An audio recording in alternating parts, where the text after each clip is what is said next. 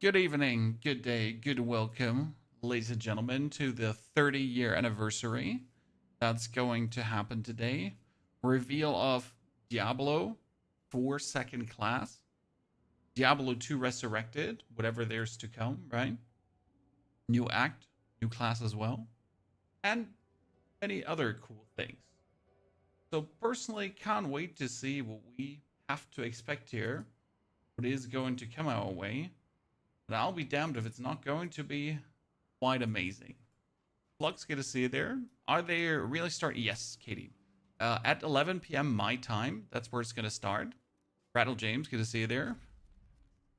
So we got some time left before the actual release, before things hits the fan. Play a bit around, level our D4 character, and listen to some rumors around. I mean, we kind of figured out that more or less the new class is probably going to be a Warlock or something Warlock Witch Doctor adjacent, right? Everything else would be a surprise. And most importantly, what we also thought is an Amazon mercenary might come, because the new area is the Amazon region, right? The time in 2 hours and 12 minutes, James.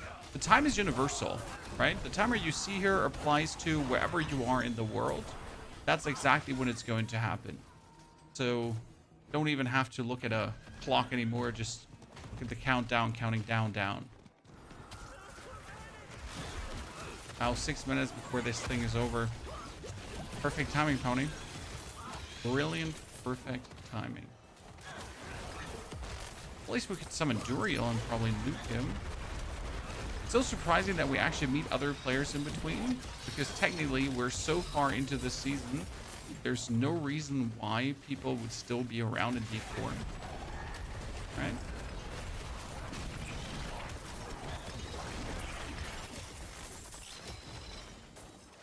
Kingo's good to see you there.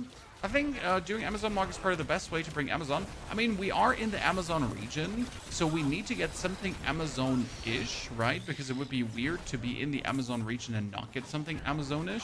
However, we know it can't be the Amazon class, because that would be the third martial class, right? We got Paladin, we got Spiritborn. So, I mean, imagine now them doing actually Amazon. That would be so odd, because why would we need another martial class over an actual caster? So there should definitely be some kind of caster coming. And obviously in the silhouette of the announcement, it certainly did not look like an Amazon. Right? So quite looking forward to that. Also, I mean, with the D2R update, if we actually get a new class 2 to D2R or a new act, that would be killer. An instant good reason to whip out Diablo 2 Resurrected again and go for another run through. I wouldn't mind. Right? Straight up looking forward to it. I think it's going to be a cultist disciple of something. I'm totally with you. I mean, we could be getting a disciple of Diablo, whatever, right? That actually does work for the good side. However, we could also get a Horadrim, because the island, the new Scobus, the new area, also has Horadrim bases in there, and the Horadrim were casters partially, right? They were wizards, they were sorcerers, so there could be some kind of last Horadrim, because there's also the Horadric cube coming, right? Not the Kineas cube, we're getting the Horadric cube difference. So I mean, that wouldn't be too far from what's possible, right?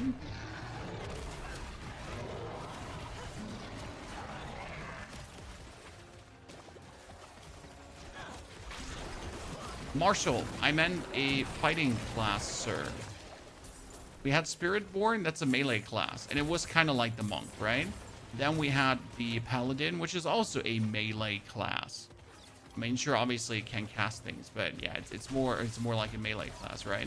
So what we're missing now is an actual caster class.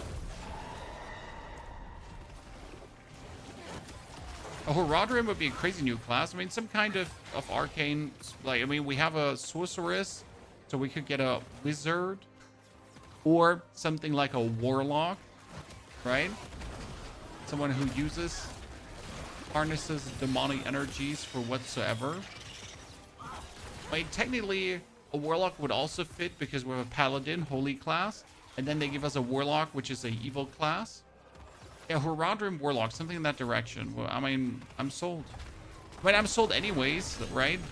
It's not like I need convincing to buy the expansion. I already did. I'm definitely going to be rocking that. There's no questions asked, for me at least. Safe to go. But some people still need some convincing. At maximum life, I actually don't need, like, you know, better pants. I have good pants. Witch Doctor? Well, it's not going to be Witch Doctor simply because we have a Witch Doctor already, right? So if we get something, it's going to be Witch Doctor adjacent, right? Something like a Witch Doctor, but without it actually being a Witch Doctor. So that makes kind of, again, something Warlock-ish, kind of like a Warlock would be a Witch Doctor, right? I mean, they have very much overlap. You could also bring like some plague energies with you there, some whatever summons, you know. So just like the Spiritborn is actually a monk, right? I mean, let's be fair, it's not a monk, but it's, you know, it's a monk kinda, right? We're like, sure, all up for it. What a Demon Hunter. I mean, Demon Hunter could also work as, like, you know, kind of fitting to the Amazon island, but I don't know what the story behind Demon Hunters is, right? Like, I mean, you have Demon Hunters, like, which Diablo actually had the Demon Hunter in there? None, right? An actual Demon Hunter, because everyone is kind of like a Demon Hunter.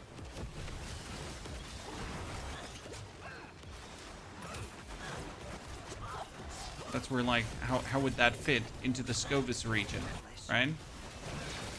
And when we could also get a corrupted kind of Amazon, different kind of Amazon, something that happened to an Amazon, right?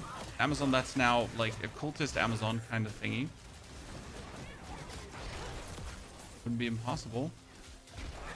But I really want to know if D2R, like, right? It's obviously going to be a massive content for D2R. Like, what can we expect there? Is it actually like new playable content? Is it like going to be something like a new class too? I mean, technically they have enough classes lying around. It's not like we don't have enough classes lying around. Diablo Immortal had the Blood Knight, if you remember. I mean, they could bring that to D2R, right? Surely. Yeah, it's going to be similar mechanically to a class in D3. Exactly. That's why we're looking at something like a Witch Hunter.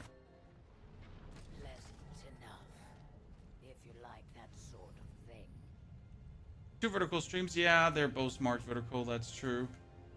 Thank you for telling me. I fixed it, so we don't have two vertical streams. Thank you, Tankenstein. Arcane magic, like an arcane orb. But what makes arcane magic different to our current sorceress, right? I mean, it's just same abilities, different name, if that makes sense, right? An arcane orb, lightning orb. You know, teleportation is kind of like arcane magic in itself, even though it's marked as lightning, right? But I'd say like teleportation falls under arcane too, at least in my eyes. So what is then arcane magic, right? What are you gonna do with it?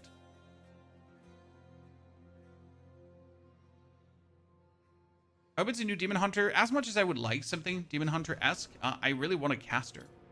It's the 2-hour count for the Diablo live stream. The 2-hour count is the moment when I'm going to start seducing your mom, sir. I just wanted you to be pre-warned. It also coincidentally starts the Diablo 4 announcement, yes. But the first part is more important. Also, good to see you there, Hi-Res.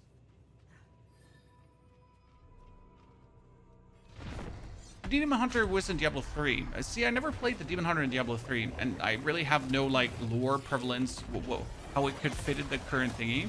Well, we gotta say that the Paladin kind of made sense with Lord of Hatred returning, right? I mean, the whole clip fit, like, thematically into the storyline, because you have Mephisto coming back, right? Mephisto's accurate, so the Paladin kind of, like, dusts off his armor and comes back to clap some cheeks. That was cool.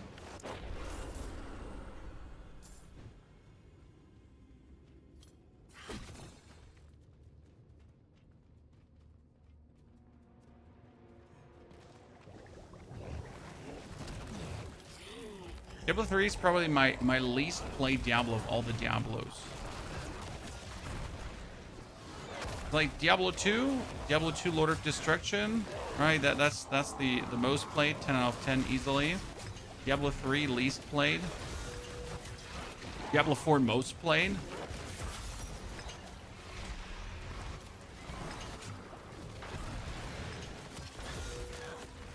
More than enough, more than too much probably. Many more planned. I mean, we're not only getting to know though the new stuff, right? That's coming, which is really interesting, guys. We also get the whole roadmap. Because Diablo Immortal actually posted like a really interesting tweet. Like, I don't know if you've seen the one. Because Diablo Immortal told us in not too many words. Here, let me pull it out. 30 year. Here. So this was the one from Diablo Immortal. So we got a new class emerges from the shadows, new regions, returning villains, and the full 2026 roadmap will be revealed. You better not write in that roadmap again. Boss powers. A pet as a reward. I mean, who remembers the old roadmap, chat? who remembers the old roadmap that they showed for Diablo, where it was like boss powers, chaos powers, a pet as a reward, and everyone looked at this and they were like, yeah, terrible roadmap. I mean, seriously, I don't know what Diablo thought about that one. For the worst roadmap I've ever seen of anything.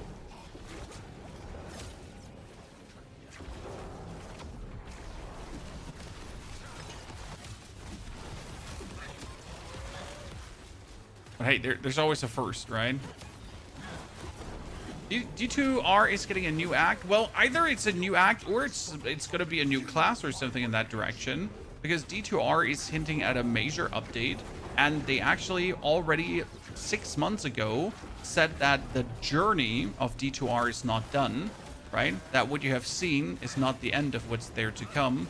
And there have been already many hints from interviews, articles, where there was always something in that direction. There's actually more story coming, more something, as if, you know, there was content they never brought to D2R, and it's time to bring this to D2R now.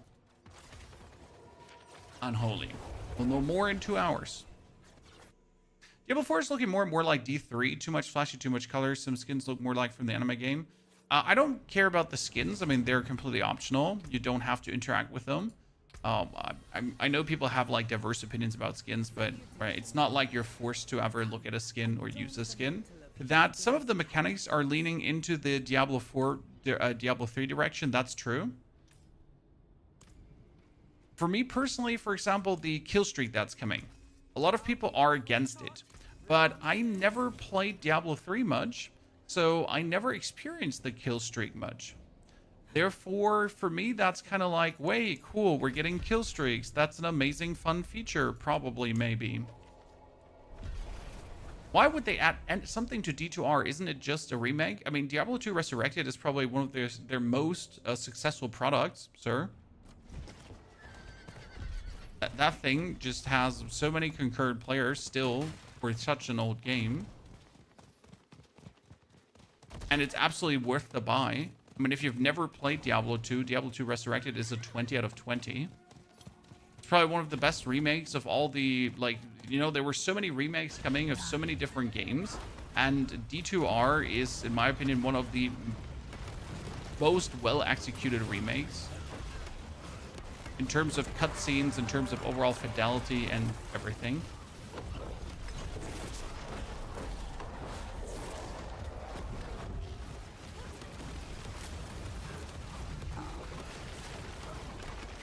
How hard will it be to start playing Diablo again after a long break? Actually, quite easy, because they made the barrier of entry lower. So before, you had the problem that, for example, if you have played in Season 1 or in Season 0, and you came back, then you would struggle to, like, you wouldn't, for example, have all the statues of Lilith, you wouldn't have all the waypoints, like that kind of stuff, right? you would actually be missing out on discovery. If you, for example, come back with the expansion, the first thing you're going to do is the new campaign. So that's kind of cool anyways, right? You're going to start in, and then you're going to do the new campaign for leveling up into the new respective pool systems and or not.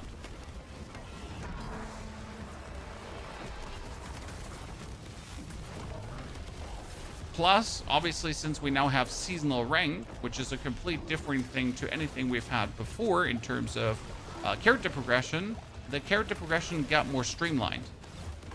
Because it kind of tells you what to do step by step. So if you like don't know how to play anymore, right? If you have forgotten what to do at which point, you can go for your seasonal rank here right now, and it tells you, oh yeah, man, you gotta do the Hell Tide, you gotta do the Stronghold, you gotta do this and that. And that's for the whole length of the game, right? It's giving you continuously like a little heads up what to do, where to do, when to do. Quite useful. Okay, why did he drop like 1 gazillion sigils? Someone explain.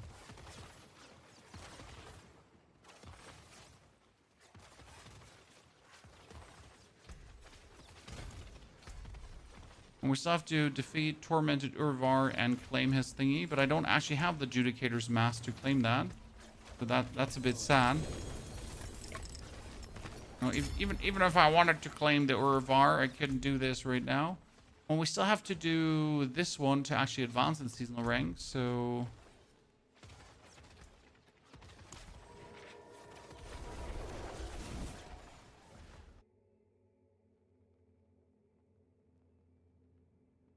The show is probably going to be around an hour long, I reckon. See, this is, for example, now a capstone dungeon. Yes, they're back. And you have to go these capstone dungeons to improve your seasonal rank.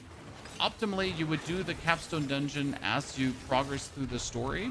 I obviously decided to, well, not do that, and I went a bit further already without doing the capstone. So now I gotta go back and do a Torment 2 capstone that I'm obviously absolutely over-leveled for. But hey, at least it allows me to just blast through it without much consequences. Does it begin? Well, there's a countdown at the top, sir. A bit more 2 hours. Is the PDR? No, we played PDR and PDR was fun. The new season is going to be interesting, but it's nothing crazy. Bloodied items are not meaningful enough to do something mental for your build, so your build won't really get better with bloodied items. As the new killstreak mechanic is, though, interesting for the game, I think, personally.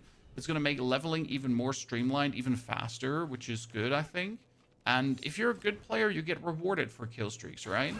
That's like the fun part for me personally from this kill streak mechanic, because finally you actually get something for being good, right? Often mechanics are aimed at the casual player, right? Because the casual player is the 90%. However, with kill streaks, actually the good player gets rewarded, because if you're good at playing, if you're good at zooming, if you're good at killing, you get more experience, you get more rewards, you get more everything, you get more reputation, so you can progress faster. And that means if you're good, you're gonna get better, and if you're terrible, then you have to get better to be good. So I like it personally.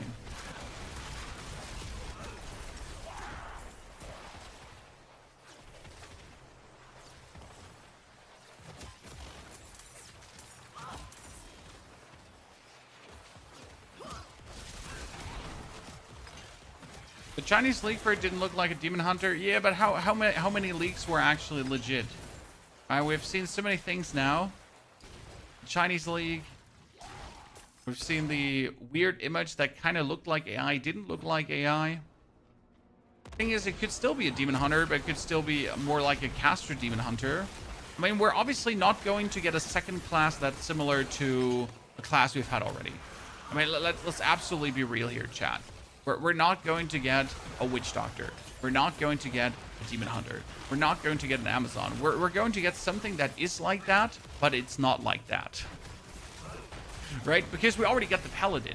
Now imagine it's an expansion and we get 2 times an old class again. I mean, yeah. That wouldn't be cool, would it? As much as we love nostalgia, I mean, it's the new expansion of the new game. And yes, sure, everyone is happy about their paladin. That's fine. But please, for the love of God, don't give us like 2 new old classes, right? That would be kind of silly. See, now I have this completed, and I can actually advance my seasonal rank, and then I can claim all these cool rewards. It's amazing, and then I can advance my seasonal rank even further if I wanted to.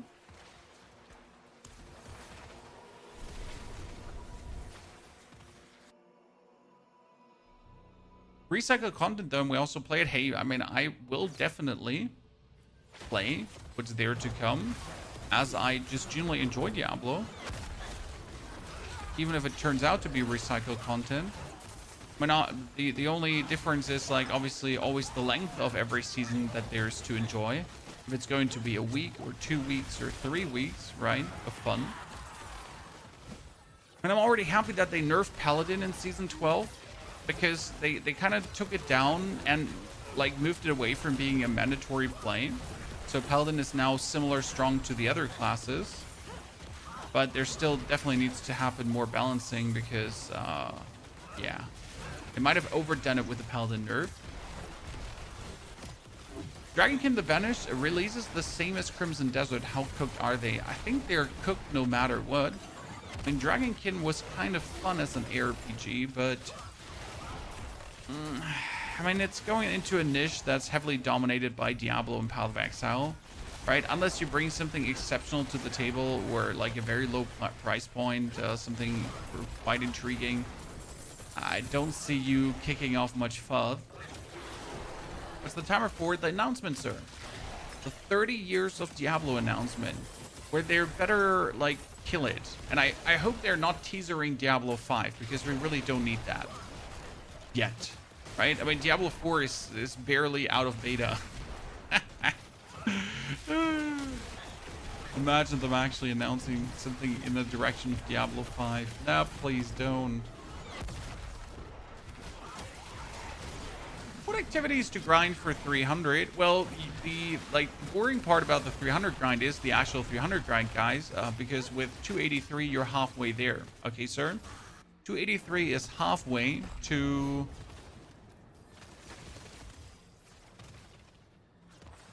Okay, to 300. I know it sounds crazy, but that's what it is. I'm sorry. So you do pit. Let's say you can do a pit 100 in 2 minutes or 3 minutes. Then you do pit 100 until you want to just jump from a bridge. My random recommendation is do not try to get 300 Paragon points. When I am the content creator and I have not gotten 300 Paragon points ever, and I will most likely never get 300 Paragon points. Because it's simply not fun, nor does it change the gameplay. I personally believe in like meaningful gameplay changes. The problem is that if the grind to 300 is the same as the grind to 280, the same as the grind to 260, is the same as the grind to, right? Why would I even bother if the grind is exactly the same? If nothing changes. Right?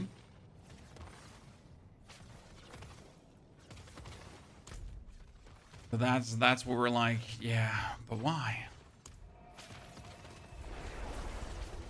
What killed me about Seasons is the story goes away and can't be experienced by new players. I mean, Unholy, you can always play the campaign unrelenting of story, of like you do not have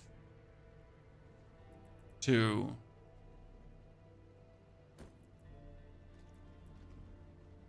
play the story. You don't have to play the season. Right? And at any given point, you could just interact with the campaign. Obviously, there's no reason to interact with the campaign because there's not really anything to be gained from it. We played Abiotic Factor. I've heard of it, but I've never interacted with it. So I pretty much know that it exists, and that's about it. Did I just get a helmet with 2 greater affixes? I think I did, Chan.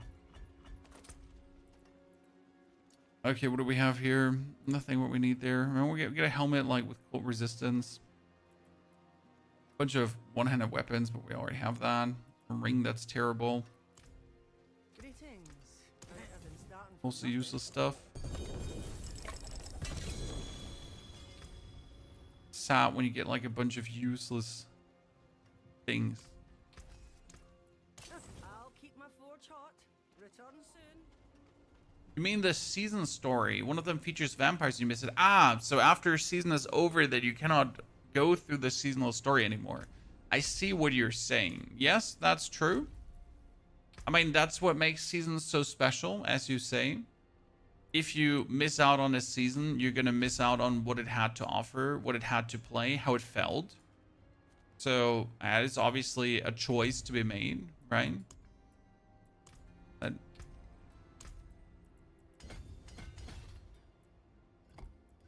So don't miss out on a season. Okay, we get the strength here up 25. I guess I have enough strength shenanigans to... Yeah, perfect. Woo! Finally, I had enough Paragon points to clap like every single thing. 300 in Season 11 just came naturally with farming layer bosses. Well, that's good to hear that you have been enjoying that. And for me personally, 300 is never going to happen. I can't imagine they'll ditch Hadriel. They will. It's already confirmed. Sanctification is going away. We might get something like Sanctification down the line. I mean, obviously it has shown that people like the Sanctification mechanic. Season 11 was one of the longer, more played season of people, which had me personally surprised. I did not expect so many people to play Sanctification this much, because I expected it to be too much of a grind. I personally also do still dislike the Sanctification feature. I am not a fan, and I'm not too fussed about it going away. I generally don't like these RNG upgrade mechanics that like you absolutely have no influence about, especially that it ends the item's journey. Like, you have tempering, you have masterworking, right? And you could keep temper and masterwork and keep re-rolling, so that's fine. But with Sanctification, it's kind of like, yeah, you sanctify the item and then it's over, right? I also don't like Val Orbing in Path of Exile, right? Where you corrupt an item after you're done, and it's pretty much down to, let's flip a coin. If it goes bad, it goes bad. Then we are screwed. The angels are so missed. Well, I guess the angels could be involved with the next expansion. I mean, there is End of the Day Mephisto on Earth, Akarat returned. They are in Scovis. That used to be also a bastion of Inarius and Lilith. So other angels might finally show their face again after Hydra has shown his face. I mean, I would personally assume that from this point on, we might see actually more of the angelic host once again. And that would be great, because as you say, I miss the angels too. I think they are a fixed part of the story. On the other hand, the angels don't give a fuck, so if we all die, like whatever, right? I mean, the angels only want to do battle with demons, and humans are just in the way, end of the day. Right? Cannot forget that. We're just ballast. If we all die tomorrow, they don't give a damn. Tyrell gets too much love. I mean, Tyrell deserved all the love.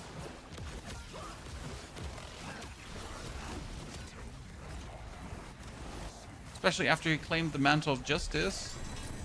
It's like, bitches, I'm back. I'm justice now.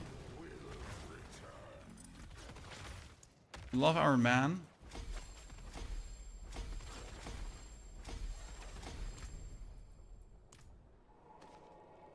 The future of Diablo 4 revealed tomorrow? No, in 2 hours, my friend. 1 hour and 44 minutes. That's not tomorrow. That's still today.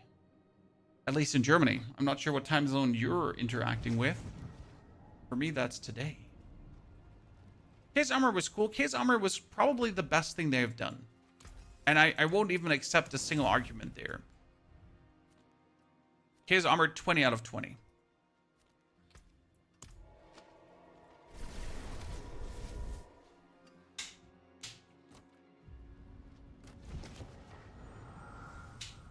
I love the lore drop. They totally abandoned us. Honestly, the story of Diablo is quite intriguing. Like the whole creation of the world sanctuary, how the angelic host works with like the world stone and the birth of angels, demons, lesser evils, the rebirth cycle of them as well, and then the Nephilim, how the angels really don't actually give a damn about us. It's probably my favorite part just about the lore, that we're just the most insignificant species.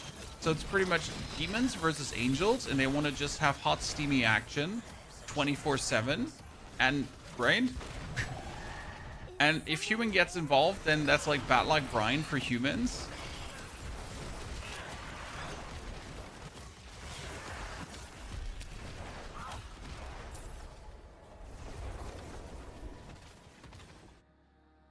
I will not need a couple of beers after the review. I mean, we'll get to know the second class. That will be good or bad. The expansion will definitely change the game. I'm not necessarily so interested in the new class. I want to see what they're doing to the skill tree, right? Because the skill tree is going to lose its passives, more or less, and every skill is actually going to get meaningful changes that you can, like, do more with skills. That you can turn lightning into fire skills, that you can, like, I don't know, get bonus projectiles, that, like, whatever. But there will be more to finally do. There will be more build freedom, more build variety. This is obviously my hope. This is what I, like, you know, what I think, what I have seen. So that's where I am most interested for, because it actually just changed things. I want to see if they add endgame. Well, there are war plans coming. How much endgame that's going to be, right? We don't know. However, how do I say this now? I think Diablo has a good endgame. I know a lot, like, I'll get flack for this, right? Because obviously we are missing stuff. That undeniable true. Yes, we are missing stuff. However, the actual gameplay loop of Diablo in the endgame is a very satisfying one. I mean, you get to Torment 1, you work your way to Torment 4, you get activities to do this, you get your uniques, you get your mythics, all that kind of stuff. And it might be a very streamlined experience, but it's also a very easy to grasp experience that is kind of fun to do. It might be a checklist, but it's a fun checklist.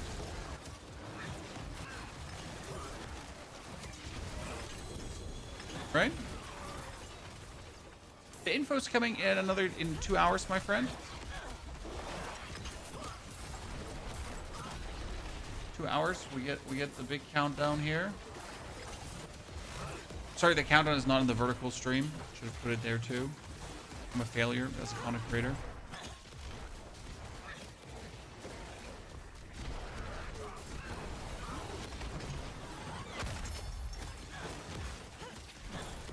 Are they adding an act to D2, or is it just I mean, either it's an act or it's also a new class to D2. I've actually seen some, like, there were some leaked images and some rumors about an arcane caster for D2R as well. There was a Chinese leak, I think, something behind the scenes. So either that or that, but there is something major coming to it. I mean, I'm sorry you don't tease a major update and then it's like, oh yeah, we tuned the graphics up by another 20%.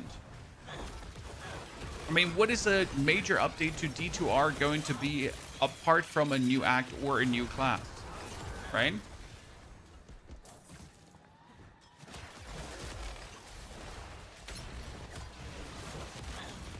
What else could you add to D2R?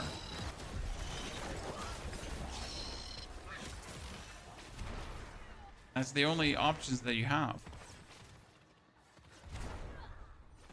Best thing is we're going to see probably the whole roadmap for 2026. We're going to get a deep dive into the class system, as they said. So that was at least the buzzwords, the promises, that they'll show us more of the new skill tree, which I am personally the most excited about. So more skill tree hype, right? And hopefully plans for the whole year, because I obviously want to know what Diablo is planning to do, maybe, with the new seasons. If they already have concrete ideas, or if it's going to be like, so the problem is that the new expansion is going to change things again, right? Just like Vessel of Hatred changed things. So the game is going to be different after. the 3.0 release, because it's Diablo 3.0, right? So the game's going to be different. The game's going to behave different. The game's going to play different.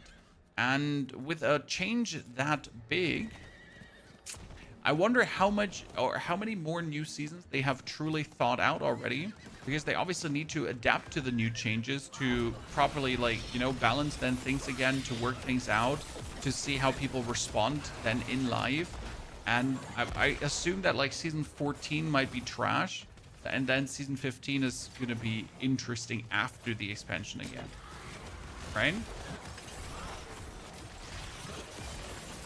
D3 with the Darkening of Tristram. I actually don't remember what the Darkening of Tristram was. Care to enlighten?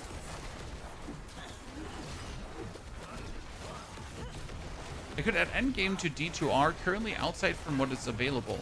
I mean, sure. But I don't think that endgame would be what brings people back. Like, don't get me wrong. I haven't played D2R now in over a year.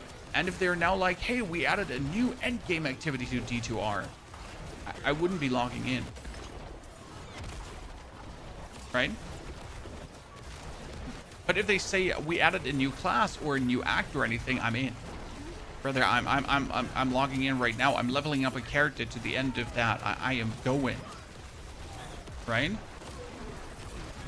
Ah, that one. They added content from D1, basically made it look like retro. I remember seeing that, but never playing it. Talking of Tristram rings a bell. Thank you. So yeah, that's kind of like what would make you log back into D2R, right? What would make you be like, wow, that's crazy? And it's definitely not going to be like, we added a new endgame activity. Sure, I mean, the people that are already playing D2R, they would be happy about that. But I guess that's not how, like, that's, how do I say this? Blizzard doesn't really think about the players that are already playing the game, right? They're also constantly, they're more constantly thinking about how do we get more players into the game again, right? How do we appeal to more? But how do we make the existing player base happy? I mean, the existing player base plays anyways. I mean, look at World of Warcraft, right? They're still playing. They're still paying. Don't even have to listen to them. Just give them something.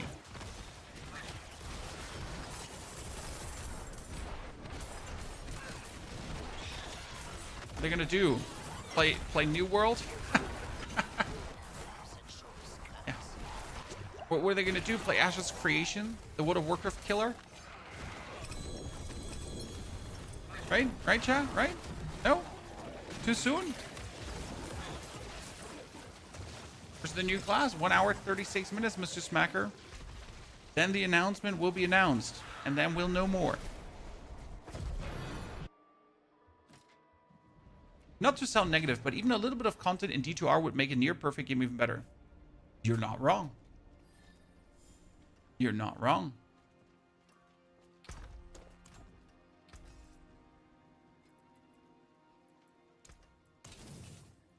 I've been submitting refund requests for Ashes of Creation. I hate to be the person that's going to say I told you so, but I told you so. Over the years, people have always been asking me, Tony, what do you think about Ashes of Creation? I'll believe it when I see it, right? I'll believe it when it's actually released, when it's in front of me. Yeah, it was never in front of me. It was never actually released, right? I mean, you could argue that it got actually released on Steam. But no.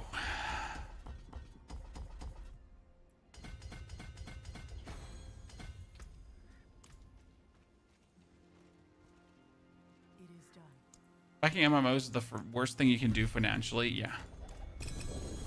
I mean, the problem with MMOs is that,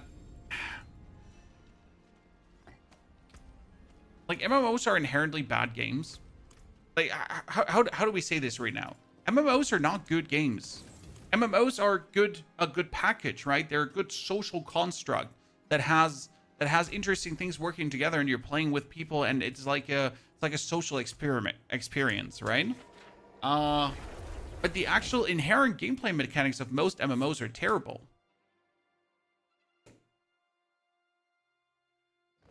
Like, most of the MMO mechanics are meant to be grindy, and they're meant to, like, repetitive, so you do them over and over and over again. And only because you're doing them together with friends and you're having fun together with others, and there's the social aspect. Only that makes the MMO bearable.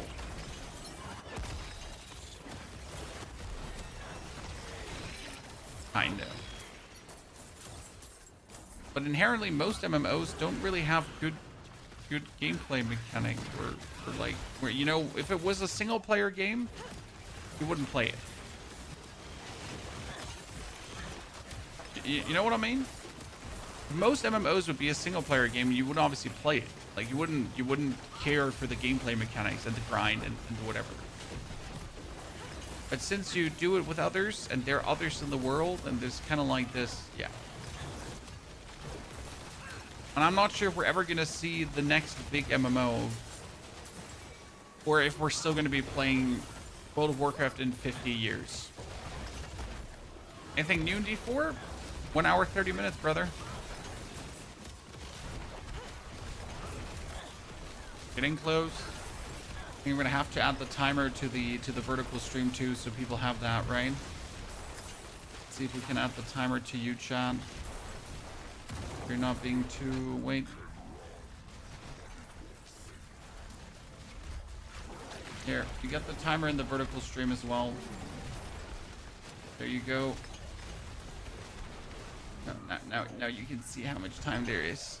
I saved you. The Riot MMO? Yeah, I mean, the Riot MMO could be, but it's not like the development of the Riot MMO has been without its issues. I mean, wasn't it close to being scrapped already? And then it kind of like...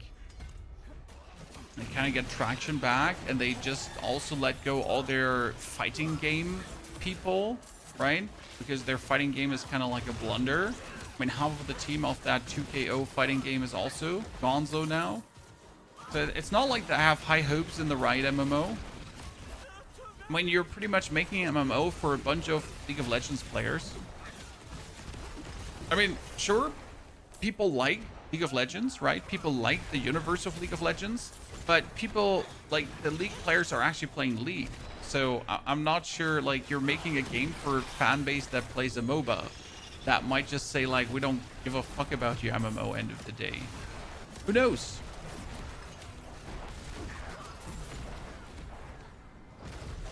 But it's definitely the next thing that we have. I don't know, is there any MMO actually still in the making? There were a couple in the making, but now after the Ashes of Creation blunder, I don't have anything on my radar anymore. Anything even remotely as ambitious. MMOs have taken a quite the hit. Oh, there's another one down here. Let's go. Such a shame that Ashes of Creation got busted. The game itself had many interesting ideas, Martin. Right? But there was so much shady shit going on in the background, it's crazy. And I only skimmed over the surface of information so far, but even what you could find surface level with minimal amount of research is kind of like big yikes. Here's some small indie stuff, retro stuff. Yeah, but how good can small indie retro MMOs always do? If you consider that for an MMO to really be something that people play, you need a certain amount of player base, right? Chrono Odyssey? I mean, Chrono Odyssey really did not convince with their betas. I hate to say it. I mean, they would have to do a massive pivot to make up for their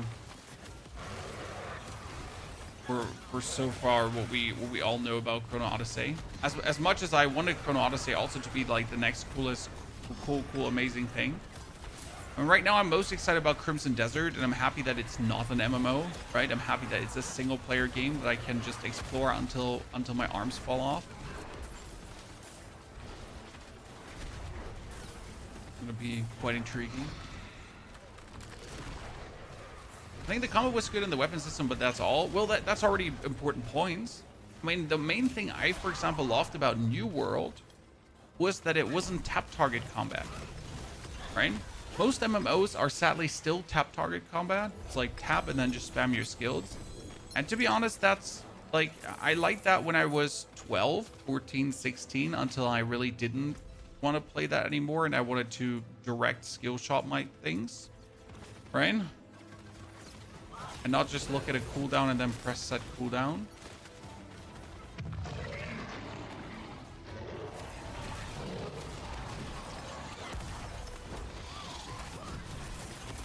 When I wish New World would have released like 1 or 2 years later, with all the improvements they have had, like after those 1 or 2 years, right? Ah, man. That could have been something. When we had 1 million players at launch, chat. 1 million players on Steam. That is crazy.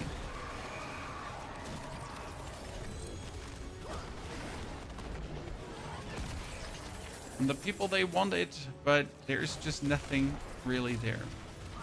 And that's why I'm playing RPGs so much, because they at least give me a continuous stream of content, right? When I'm kind of happy with what we have with Diablo and Path of Exile 2, because it gives me over the year enough fun to play, even if there are no other games releasing, right? Let's say there would really be no other game coming out all year long. I would have enough to do with Diablo and with Path of Exile 2. Obviously, then, with other games also releasing, I'm really never going to get bored. And no chance for that. But I cannot complain about the state of games.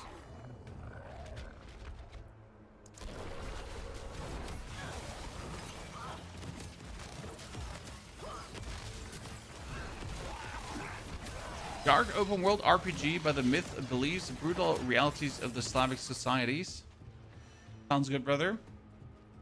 I still play PoE 1 right now. Never was a PoE 1 fan, so that one falls flat for me. But yes, if you play PoE 1 on top of PoE 2 and Diablo 4, then you have even more to do the year round. I mean, people might complain about seasons and ARPGs, but they allow us to get fresh new content. If you enjoy it or not, that's up to you, right? Always. I cannot afford the announcement, Fricto. We're waiting for 30 years of Diablo 4. 30 years of Diablo. Sorry, not Diablo 4. 30 years. I watch single player streams because of spoilers. Totally feel you there, sir. That's why we make the streams and the videos. And we try to keep it spoiler free. Obviously for streams that's impossible to keep them spoiler free, right? Grim Dawn is underrated as hell. Honestly, it's just graphically not pleasing for me. Like I know a lot of people keep telling me, Pony, you need to play Grim Dawn, but it just looks ass. I mean, the same as Last Epoch is a very fun game to play, but it also just doesn't graphically make my eyes happy. When I play Path of Exile, it has this like more real graphic. We have Diablo, which just looks very beautiful. So these make my eyes happy when I play them.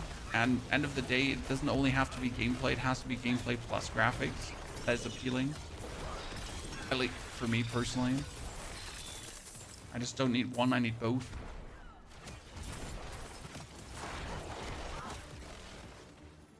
Martin, do you think? I mean, I do believe we're gonna see something big for D2R. Diablo is in a, like, Diablo has to deliver at this point, right? I mean, imagine the latest big Diablo announcement. Okay, chat? We had the Game Awards, and then we also had, like, remember when Diablo Immortal was announced? Remember that Don't You Have Phones, chat? I mean, we don't want to have another Don't You Have Phones, correct? I mean, they just teasered, like, a big something for D2R. They teasered grand new plans for the year. They teasered big changes coming. I mean, like, don't you have phones, huh? Wink, wink. we don't want to have that again.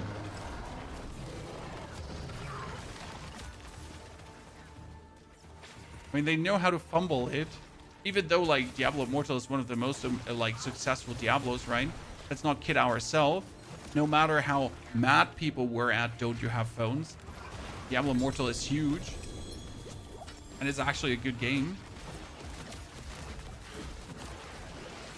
I mean, having Diablo in your pocket, childhood dream.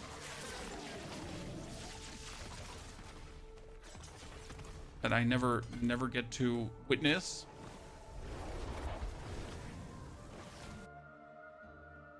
Yeah, exactly. This is a 30-year. This is not just anything, right? This is 30 years of Diablo. I mean, like, this has a magnitude to it. This is a statement. Like, we're gonna talk the next 5 years pretty much about how they fumbled the bag, how they fucked it up, unless they don't fuck it up, unless they don't fumble the bag. What would be your new favorite class? I want a caster personally, because I have the paladin. I hit, I throw my hammers, I throw my shields. That's cool. We have the Spiritborn, which I actually never really liked. I mean, I played the Spiritborn, yes, but even to this date, even to this point, I'm more like, yay, Spiritborn. It's not like I'm super horny for them. It's more like, yeah, way. I accept that Spiritborn exists, and that's about it.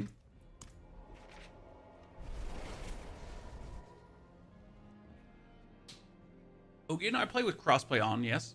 Thank you for your 7 months, by the way, Ogian. Also, Leo, thank you for the 22 months. Appreciated. Headhunter for the 48 centuries. Dankeschön. I played Diablo 2 for 20 years and personally felt Period 1 was a more successor for D3. I mean, Period 1 was always meant to be that spiritual successor, so not surprised that you're feeling that way. I mean, that's what it was always meant to be, end of the day.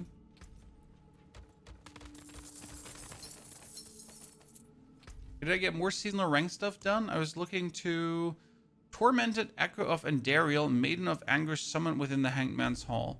I could probably kill her on T2 quickly, because I'm not sure if I can kill her on tier 3. Like, I have some damage, but, you know.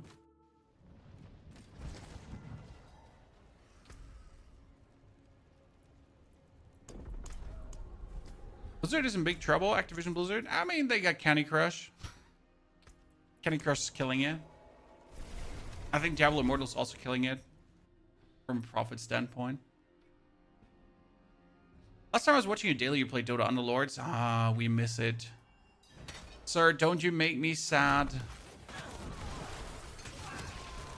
My poor Dota Underlords. What I would not give for a new auto battler with the same impact of Dota Auto Chess or Dota Underlords.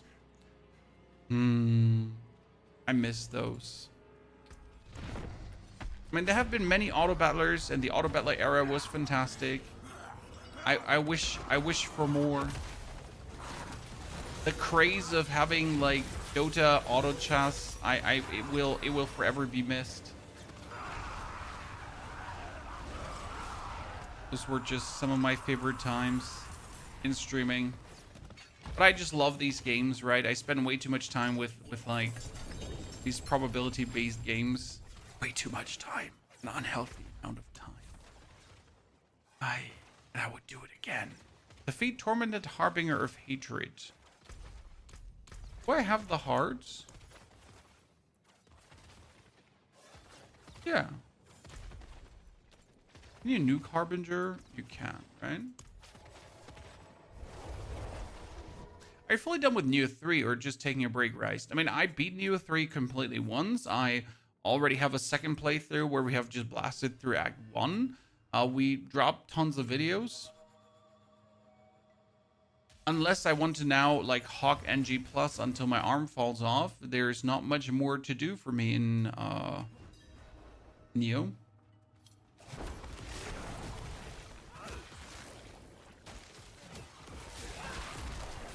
And right now we're waiting for the 16th. There is going to be something interesting coming. Can't tell you more about that. Trade secret. Sorry, chat. Gotta wait. On the 20th, I think, was the D2R stuff supposed to come, the new season of D2R, and who knows if there's new content coming. Oh, panic. Wow, 2027, 2028. My brain only works in 2026 and the next X month, right? If something is not releasing urgent, then it doesn't exist. I'm still a big fan of the Harbinger of Hatred design. Like, just from a general design standpoint, how he looks. I like it. And right now, the most immediate game that stands out for me is going to be Season 12 of Diablo and Crimson Desert. Crimson Desert is just so much around the corner right there. Wow, that is such a terrible Griswold's Opus. I don't even want to talk about it. Big yikedoodles.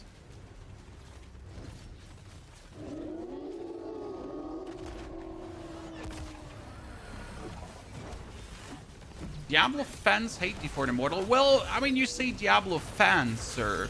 The loud minority hates Diablo 4. The loud minority hates Diablo Immortal.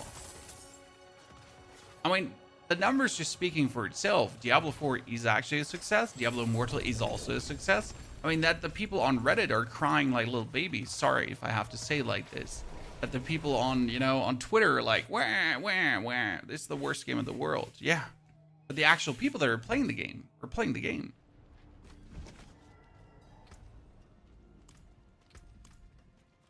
And they're having fun. What's left, you ask? I mean, so far, I've gotten all my money's worth out of Diablo, and that 10 times over. I forge more than horseshoes and nails. What you need? And there will always be the diehard fans that are unhappy. There will always be the D2 players that will tell you that D2 is the best game ever made, and no game gets even close to it. And that's fine. That you feel that way. Right? Yeah, are we ready for Torment 4? Still not sure if I'm actually ready for Torment 4. I've barely upgraded my gear with, what was it called again? I've barely, like, masterworked my gear forward. Right? Because I don't actually have the masterwork materials. Not really doing much in that direction.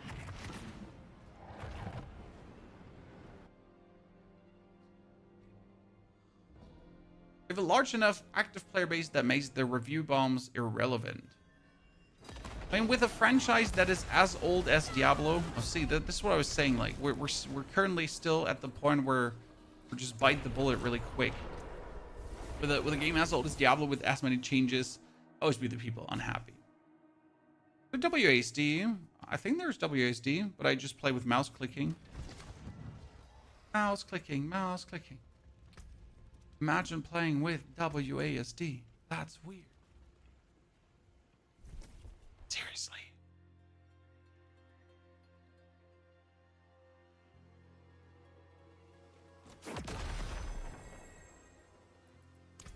Right. However, I'm mostly mouse clicking because my arm can't just do WASD. Okay, chat, let's do it. This is 25 times upgraded, so we're gonna sanctify it. We got an affix upgrade, so useless. Wait, is that, like, which one is 25 out? This is 25 out too, so we can sanctify this too. Item quality increase to 25, yay. What we have? That one is 21. Oh, we need more. We need more material. I heard the PDR is underwhelming so far. The actual kill streak is interesting. Kill streaks are fun.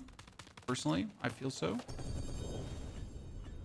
That being said, the items that you get. So there's something called bloodied items in Season 12. They're not interesting. Not even the slightest. They're like, yay. Yay. Why do I even bother? And that shouldn't be, right? If you release some cool new item thingy and the question is, why should I even bother?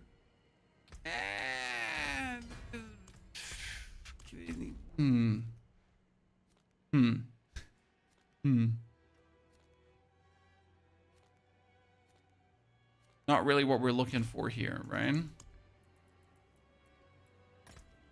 That why should we even bother feeling? Class already released. 1 hour and 14 minutes, sir. We will know more. So I pretty much wrapped up the PDR in like 5-6 hours. I didn't have to play it more to know what's going to come with Season 12. It's going to be fun to play Season 12, but I think it's going to be a rather short-lived season. It is what it is. Not every season can be long. Some seasons are like a week. Some seasons are 2 weeks. I mean, the latest Path of Exile season was actually 5 weeks for me, which is extraordinary for an ARPG season. Like 5 goddamn weeks for a creator. That's huge. Give and take. Some longer, some shorter. I miss the set items from D3. Well, you're getting set items or set bonuses with a talisman. So we're getting a new item or a new buff called the talisman. And in the talisman, we're going to be able to slot rune words or some kind of stuff like that. And these rune words will be giving us set bonuses. I hope we get to know a bit more about how that exactly works today, because obviously we only know that it's coming. We know that it exists, but we have like zero details information. How would a set bonus look in Diablo 4, right? How would a bonus from a talisman actually, like, oh shit, we're in Torment 2. That's bad. I need to leave and go into Torment 3, please. Have you played Project Diablo? I've heard of Project Diablo, but I've really not looked into it. Still play Once Human? Nope. You mind? Haven't touched it in a long while because nothing meaningful has happened to the game. I know it sounds sad, but if nothing meaningful happens, no fun for me. Need meaningful things to happen.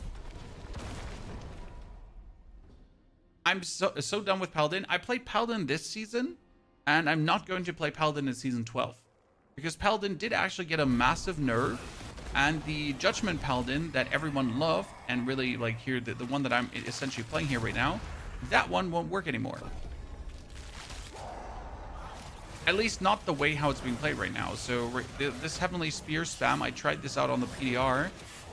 Yeah, no.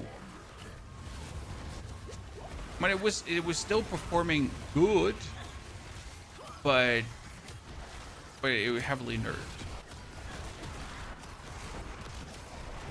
There's good inspiration between PoE and Diablo, Martin. Nah, I mean, I'm already very full with PoE and Diablo without adding more ARPG stuff to my roster. I mean, right now we played Neo, we played Code Vein, right? We're gonna plan to play Crimson Desert as well, too. So there needs to be some non-ARPG between all the ARPG, or you're gonna turn insane at some point. Can't only be playing those ARPG games. Need to keep it fresh.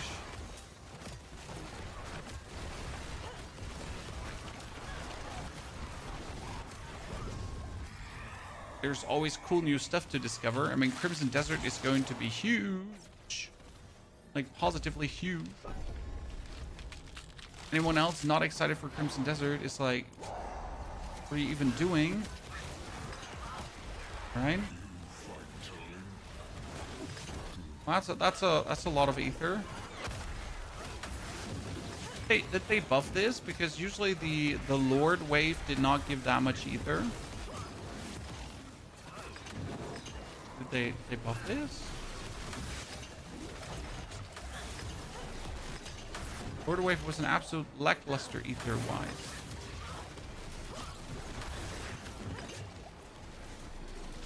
Or do we still have the special ether event running? I don't know.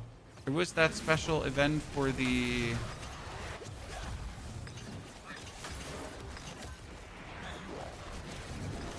Infernal Hordes in Diablo 4. There's like a lot of ether here right now.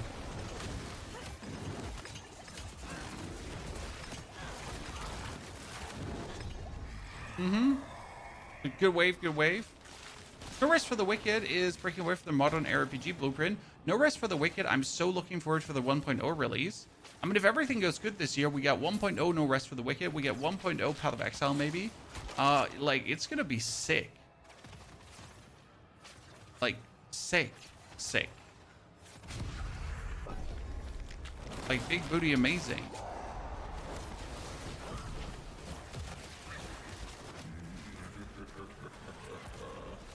And we some major releases.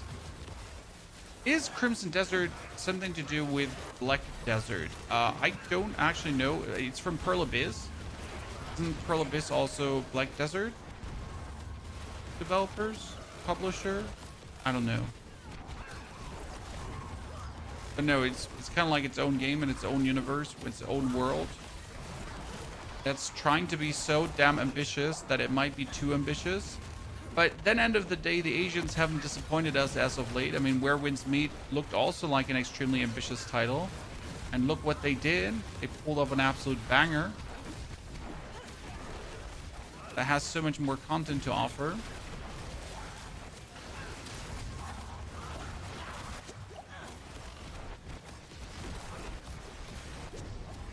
A remake of D1. I mean, nowadays D1 would be mostly conceived as a terrible game. Don't get me wrong, D1 is fun to play as someone who actually enjoys the franchise. But if you give D1 to any player right now, if you would just release D1 the way it is, it wouldn't be perceived as a good game. It wouldn't be like, wow, D1, this is the greatest game I've ever played. No, certainly not.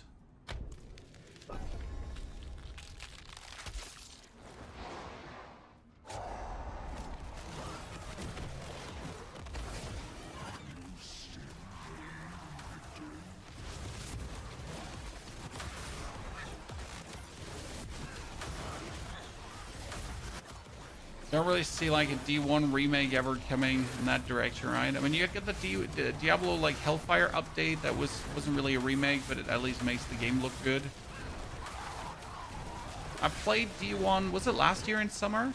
In summer we had like a game drought going on, so we actually beat Diablo 3 again, we beat Diablo 2 again, we would just play through every one of these games, right, one time. Because we just wanted to see how it plays. We wanted to see how the Diablo 2 Necro felt versus the Diablo 3 Necro versus the Diablo 4 Necro. It was an interesting endeavor. Turns out that the Diablo 4 Necro is actually the worst, but I knew that beforehand. Like that, just the play Necro design of Diablo 4, right? Saying that as a Necromancer main.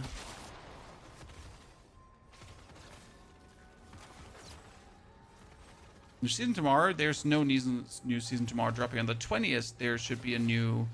When is D2R new season? Wasn't it on the 20th of February?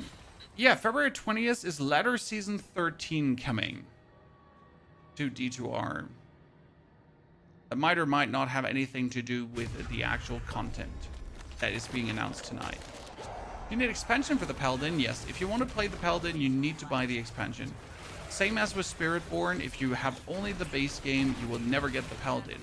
Also, if you only have the base game, you'll not go to Scovis, the new region. You'll probably not see the new Endless Horde feature. You won't probably get the Talisman and the Horadric Cube, because I'm pretty sure that these are going to be features that are expansion exclusive. The Horadric Cube definitely. That's going to be something just like runes that you only get if you actually buy the new expansion. With the new region obviously too. With the Endless Hordes, I'm not entirely sure. The Endless Hordes is supposedly a new endgame activity. In case you missed that in the announcement, it was very, very shortly teasered only. Something called like the Endless Hordes.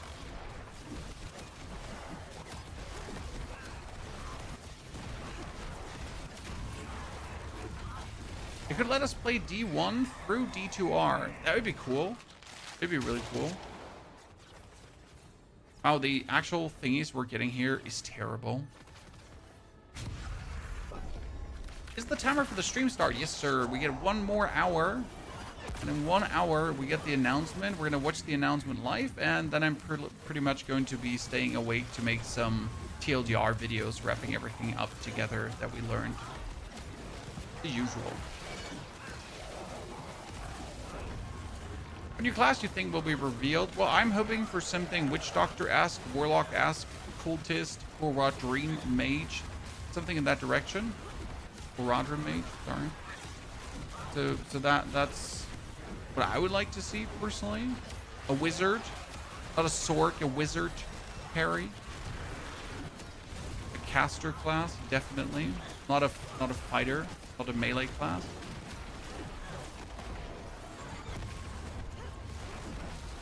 That's what I would like to have.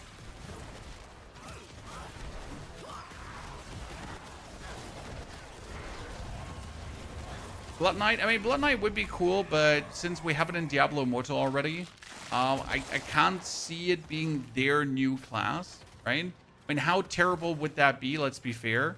It's like, oh, hi, by the way, you're getting the Blood Knight, and everyone's gonna be like, yeah, yeah.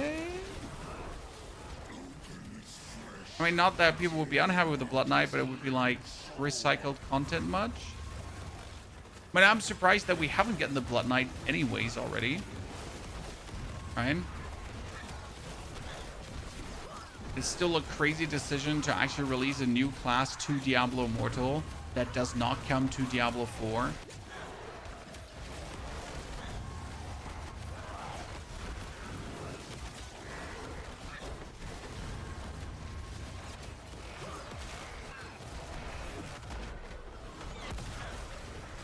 And it would be definitely the easiest release for them, though, because they have everything down, as you say already.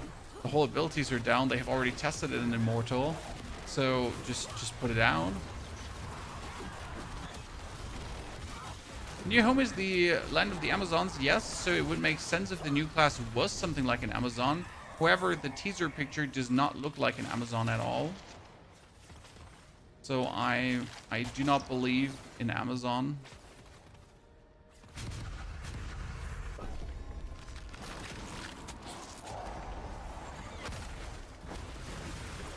Atin, well, the Monolith or Warlock seems reasonable, but all the images that we have seen so far, the leaks, they are very inconclusive.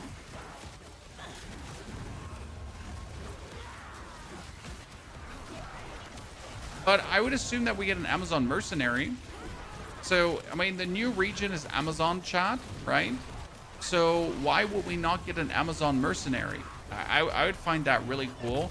We haven't seen a new mercenary yet, but if we go to Scovis and then you actually get the quest to help an Amazon, and from that point on we have an Amazon merc, it'd be cool. I wonder if they're also going to expand on the merc concept, so if we can finally give our merc some equipment or not, instead of just a skill tree. Right? Because currently the merc system is very, very basic. But they're going to do some more to allow us to get a bit more out of our... we don't want to fight him because we need all our ether for upgrade mats.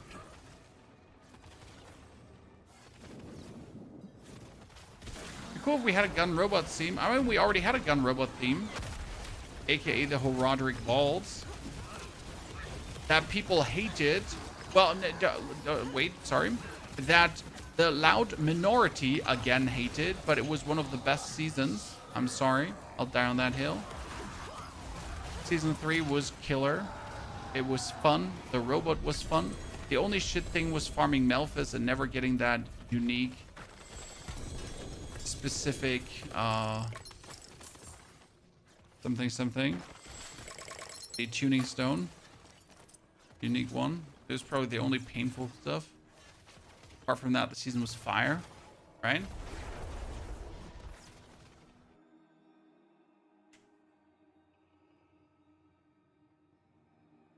Yeah, Arbiter form represent angels. I mean, we have Paladin, we have a holy class. So thinking about a Warlock is not very far-fetched, right? One holy class, one Warlock class. Kind of makes sense.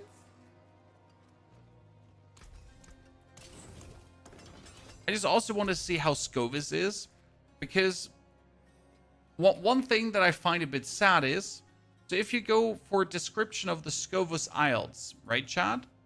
So Scovis is described as, Scovis is the main island of the chain, while Phileas, Lacunda, and Skatara are outlying islands, like a big island chain, right? And Scovis is a land of volcanic coasts, storm-lashed forest, and waterlogged ruins steeped in forgotten lore. I mean, the isle possesses a dense rainforest environment. Cool. Therefore, we're just having Nahantu again? I mean, it kind of sounds like Nahantu, right? Rainforest, ruins.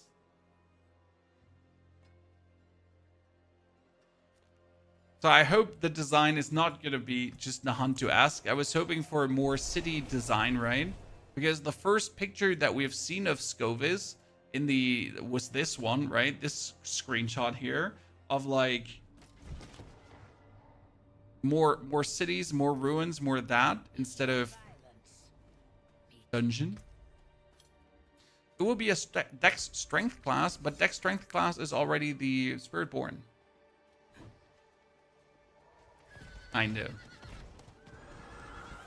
I mean, if you would have to call it anything, Spiritborn it's your Dex Strength class.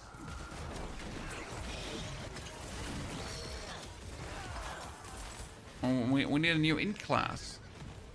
ASAP.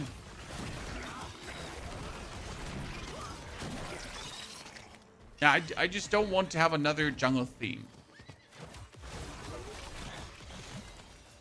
Nahantu was a miss for Witch Doctor. I felt the Spiritborn actually fit really well into Nahantu, especially with the whole accurate storyline and Mephisto going rogue and that kind of stuff. I personally felt like that did fit.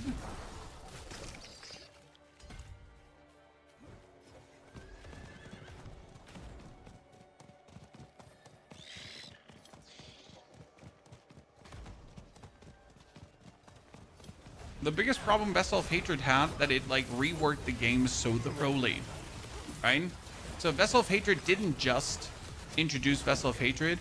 It was the new level 60, the stat squish, the like all that kind of stuff, right? We didn't just get a new region. We got a whole new game. I mean, that was the start of Diablo 2.0. As we know it right now.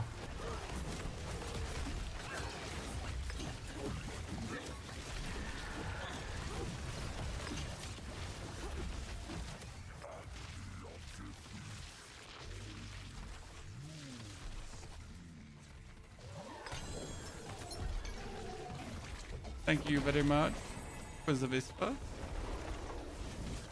Accurate is from Xian Zai. I don't even know what that is. Unholy abomination.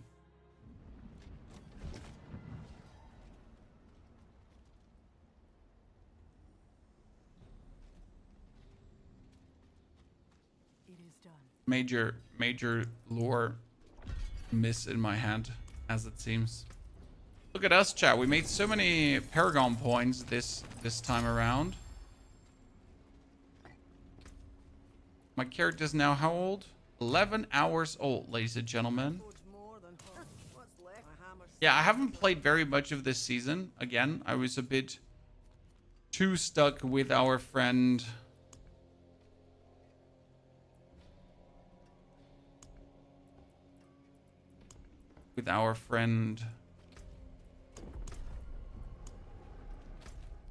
Out of Exile.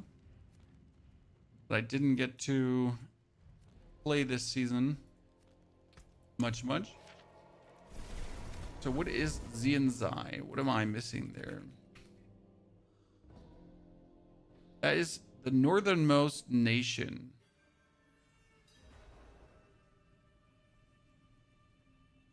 The people of Xianzai worship 59 gods, but few are more revered than Zai, the exiled trickster god who travels the face of the world disguised as a humble merchant. Okay. Sanctuary of the northernmost nation. Mountain ranges are littered with arcane repositories and untold number of magical artifacts. Arts practitioners include the legal making of poisons. Hey, we could get a witch doctor back, right? Right?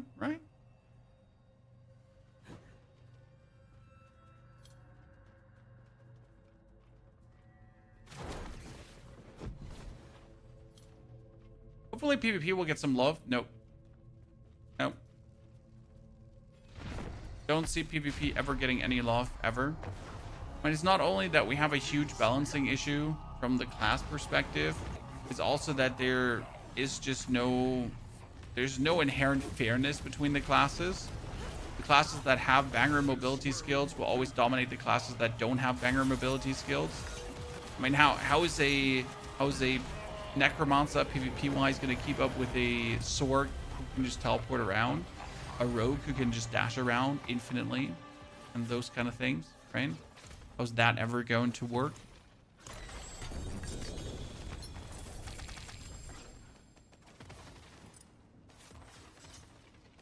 Answer is it won't. It will always be unfair. How hard is actually Asmodon to kill at this point?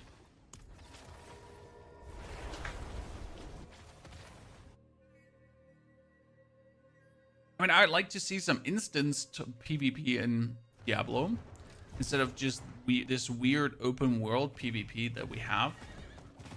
Don't get me wrong. Some kind of instanced equalized PvP. But even that would, again, not work.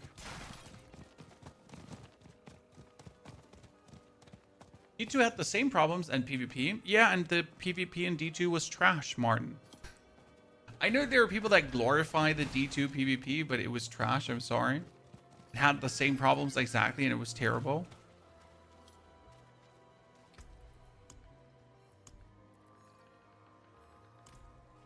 I know we're being harsh.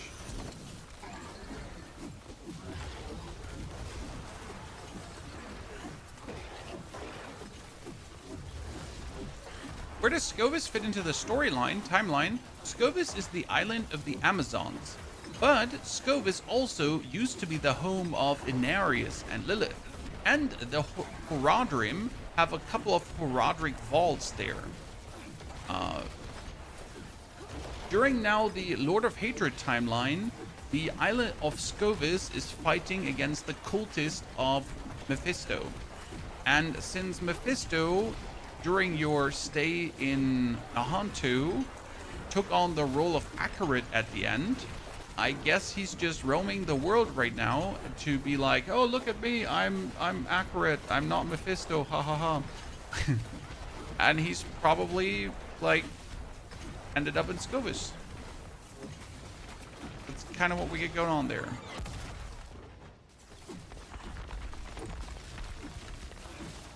Daenerys will get more story, but Daenerys is dead.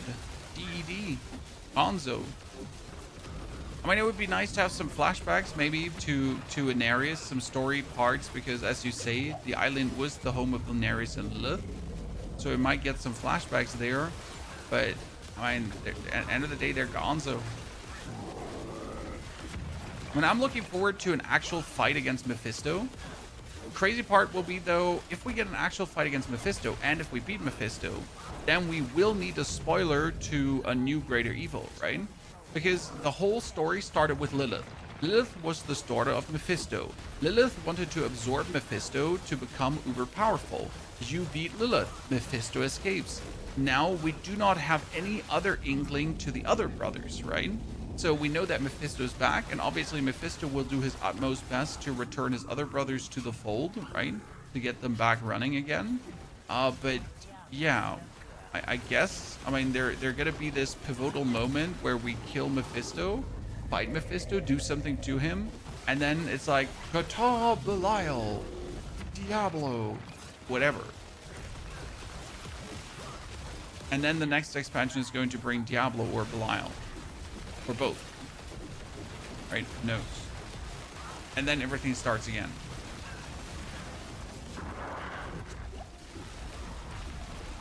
And then again. And then again. And then again.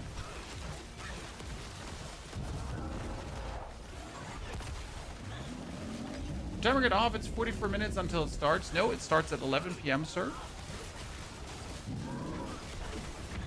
The 44 minutes starts with a 5-minute timer. So you're not wrong, the official one shows 44 minutes, and at those 44 minutes, you're gonna get an official 5-minute timer. because Gumby, it starts at 11 p.m. or 2 p.m., right? It doesn't start 5 minutes ahead of time. Only that the stream will go live 5 minutes ahead of time, but with a 5-minute timer.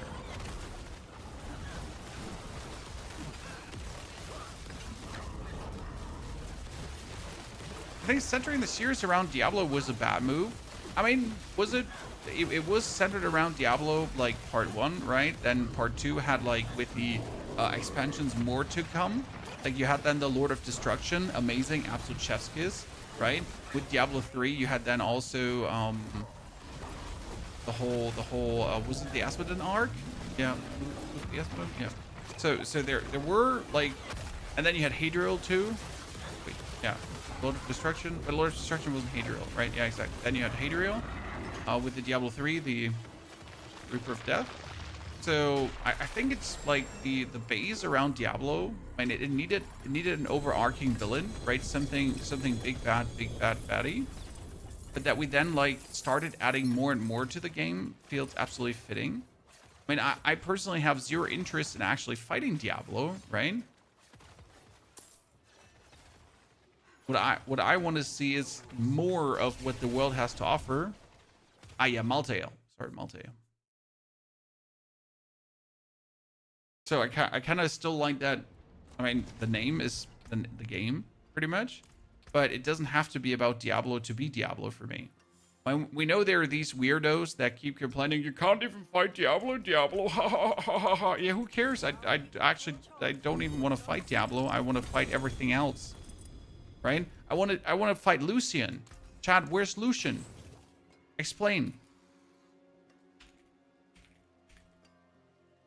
Same, like, if you go for the Diablo family tree. Okay, Chad? This is the Diablo family tree. Big picture, please. So, this is the Diablo family tree. And it has Diablo as the primeval. You have Baal, you have Mephisto. Congratulations. But Mephisto has the kids called Lilith. And Lilith had, had an Ares, right? But where's Lucian? Where's he? Where's he, the other child of Mephisto? We have the item called Crown of Lucian. So where is he? Right? Are we ever going to see... I mean, we're probably never going to see Tiamat and Anu. But on the other hand, there could be some time travel shenanigans, right? When we get Belial, we have Duriel, we have Andario of Asmodon. So they're all kind of, like, knocked out. But the one that's missing is Lucian, right? And you still have some angels that could go rogue, like Maltael. I mean, Inarius is dead. And the way how it works is, if one angel dies, a new angel can be born. Correct? Like, my angel lore might be a bit outdated, Chad. It's been a while. But wasn't it that way that a finite number of angels can exist? Right? Not an infinite number. A finite number of angels can exist at the same time. And if one angel would die, then a new angel gets made. Right?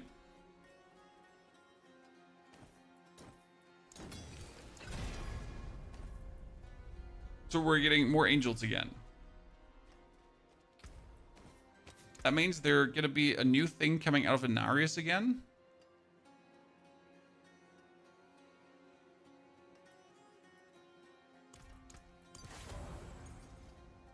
Somehow Diablo returned? Yeah, but Diablo was just put on the waiting bench.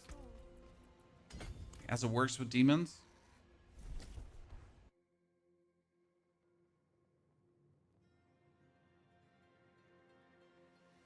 If they would bring Tiamat back, then Anu would have to come back as well. Yeah, obviously.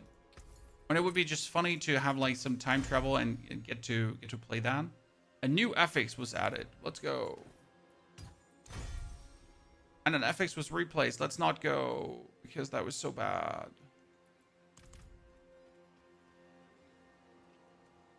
Yeah, the finite angel means one dies, a new one is born, and it might be like the new Inarius then, right? Lucian died in one of the game lores. Yeah, I don't have any clue about Lucian, right? We just know here that that's Lucian, kinda. He's the Prince of Hatred. Fair as maggots over carrion. He claims no throne, crafts no realms, reigning over only a black and bitter heart. Some legends name him banished, while others dread his return. The son of Mephisto, brother to Lilith, right? Served as the leader of the Trione during the Sin War.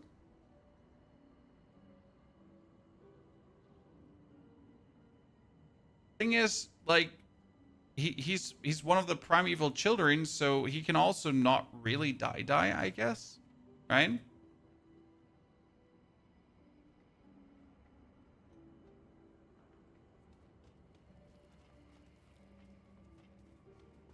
When does the new stuff go live? Well, everything that we're talking about is future music. So we're currently conversing about everything that will come with the expansion, which is the 28th of April.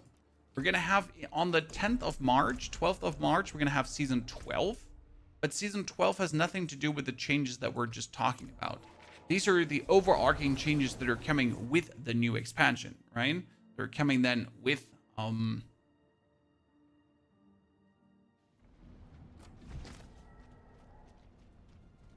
the new stuff. Also, whatever D2R is doing. So this is all that's going to happen with Diablo in the future. And we're very, very excited to hear what Diablo's future will bring. I was going to decide for a lot of people if they're going to buy the expansion or not, right? They're really going to go for it. I like how heaven is finite, but hell is infinite. It kind of fits, right? Gotta nerve the good guys. Gotta put some kind of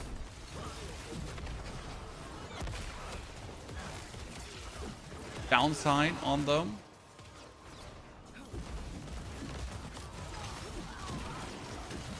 Lucian didn't die, he was banished from Sanctuary. Exactly. I mean, Lucian could still exist.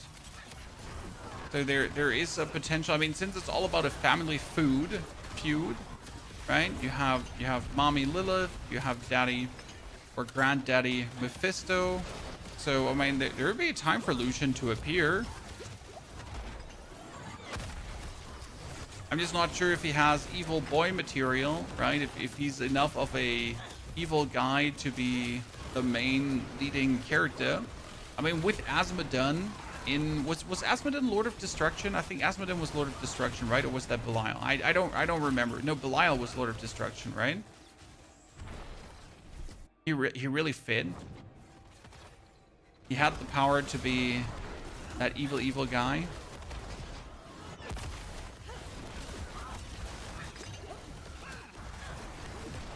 As the main evil person.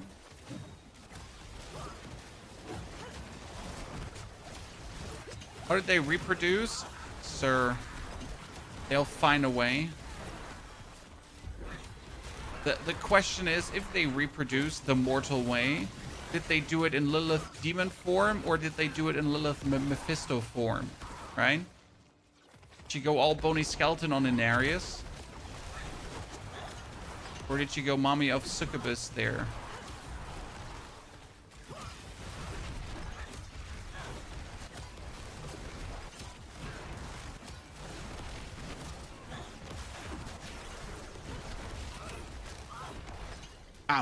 Sorry, Baal, not Belial. Yeah, you're right.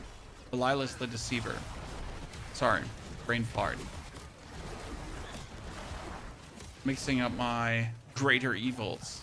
Shame on me. Thank you for correcting me, sir.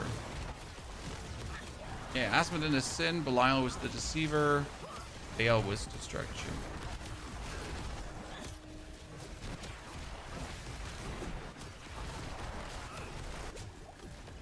You're not wrong.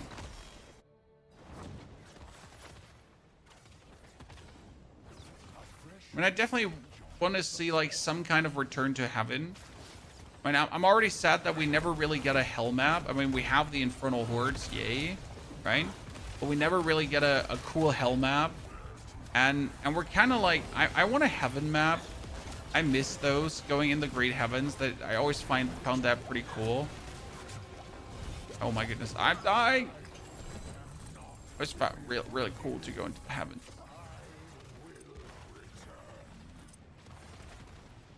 I wouldn't mind returning.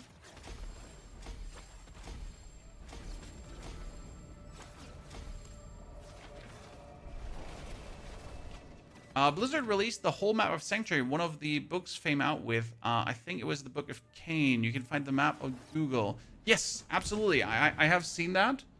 There's also, like, if you actually buy Diablo 1, chat, on GOG. If you buy Diablo 1 on GOG, I have Diablo 1 on GOG here. This is GOG, right? If you buy Diablo 1 there, you get the PDF with a booklet that was included here, and that booklet is full of story. It's crazy how much you can actually learn about the Diablo universe. It's like the manual, but the manual at the same time is like 80 pages long or so, and there's story and more story and more story there. It's filled with it. It's crazy, actually. So, map of Sanctuary. Yes, thank you, sir. You're correct. There is the map of Sanctuary exists from the Book of Lorith, and you have like multiple maps of Sanctuary out already. Time.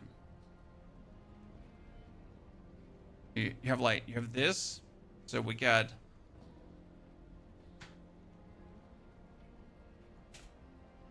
So far, our region here. Scotland, Fractured Peace, Tuldulra, Dry Steppes, Kavachak, Kazakhstan, Havazar, right? Then we had here the Hantu, right? The Hantu edition. We got Zhenjai on top, so that could come too. And down here you have the Scovis Islands with the main island Scovis down here, right? So we get Scovis, we get Lakander, and we get Phileas plus Skatara. And I would assume that we get all 4 islands to play through. It'd be a true shame if we wouldn't get them all to play through, right?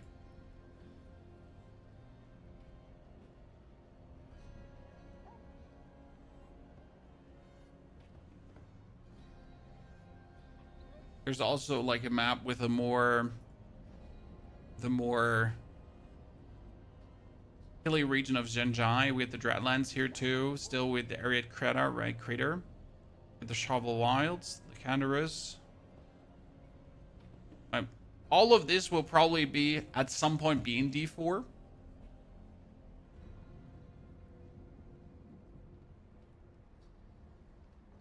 Lilith and Daenerys made their children out of clay with her blood and his light, if I remember it correctly.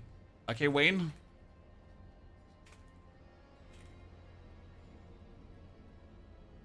If we can find it.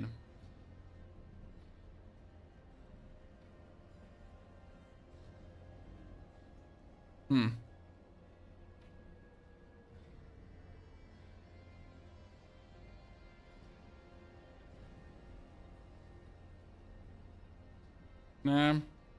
Internet doesn't give me answers quick. Yeah, they made the Nephilim, right? But I couldn't find like pictures. How they did it. D5 will most likely be the second continent plus Zhenjai. I don't think they're gonna make D5 anytime soon, as they can just keep milking this one. I mean, like, why would you make D5 if you can have people just, you know, keep playing this one and just add more things to it? I mean, at this point, it might be more profitable to just keep harping on Diablo 4 and keep like developing on Diablo 4 and keep people playing Diablo 4 instead of making Diablo 5. I mean, adding like new content to the game is probably not that complicated. I mean, definitely less complicated than making a new game, right?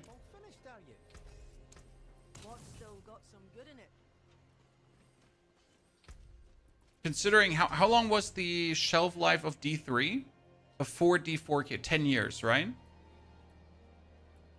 Correct me if I'm completely out of the loop here. I think 10 years we're talking about. So I just can't see it happening, right? At all. Anytime soon. It seems so weird to me.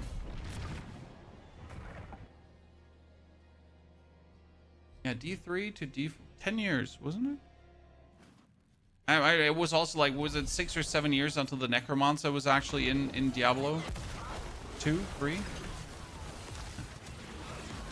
And obviously things are moving faster nowadays, and you gotta develop faster because people are very impatient. People are very impatient.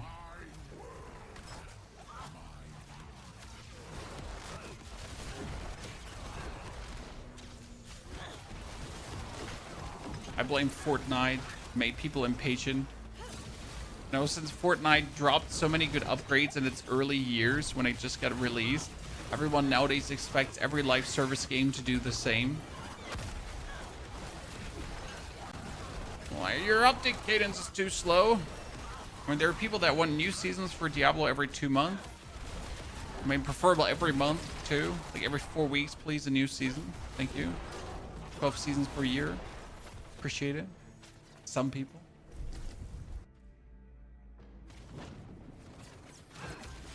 Diablo 3 for PC has no controller support. Really? Kind of weak. It would make sense if we get all 4 islands. Honestly, if we just get Scobus Island and that's it, hoo-hoo. I mean, I want all 4 islands. I want to be able to jump between them, right?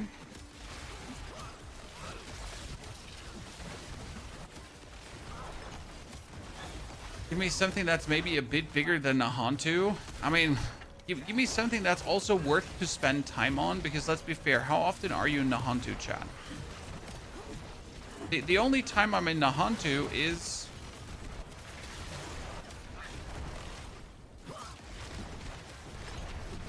for a Undercity run, which is rare, and if there is a Helltide. Otherwise, I'm in Karigar. You know what I still you know what I personally think is their biggest fumble about Nahantu? They made the Black Citadel. You all remember the Black Citadel, right? You maybe don't remember the Black Citadel, but there is the Black Citadel. And the Black Citadel has one of the best hubs in the game. What am I talking about? Well, there's like vendors there, right? There are the crafters there. Like the Black Citadel pretty much has everything. And for some reason they decided that, yeah, so you have to do the Black Citadel quest every season again. What? Why? Chat, why? Explain this to me like I'm dumb. But why do I have to do the same quest every single season just to get that up? Right?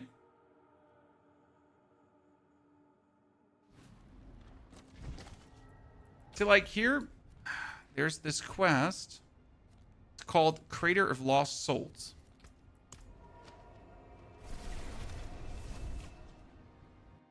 Now, I use mouse and keyboard for Diablo. I'm not a controller player. I'm terrible at controller. At least in ARPGs. I don't like it.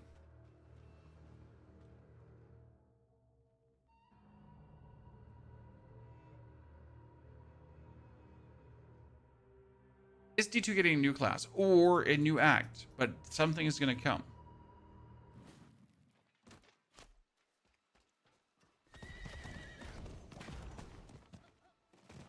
See, like if you every single season you have to go to this lady. No, it doesn't take that long, right? It's not like this quest takes so long. But why have us do this? I mean, I bought the expansion. I want this hub every single season to be the first thing where I can teleport to. The reason why they are not doing it is pretty simple. Because they obviously don't want all the expansion players to hang out around that spot. And all the non-expansion players to hang out around Karigar. But why am I being punished for people being terrible? Right? Yeah, I shouldn't have a worse game only because people don't want to buy the expansion. I need to keep going. You do this, and then you jump over. I'm too late. Then you talk to that man. And you go up.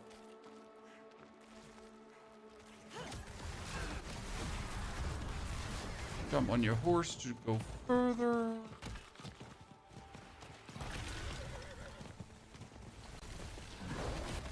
Kill everyone involved.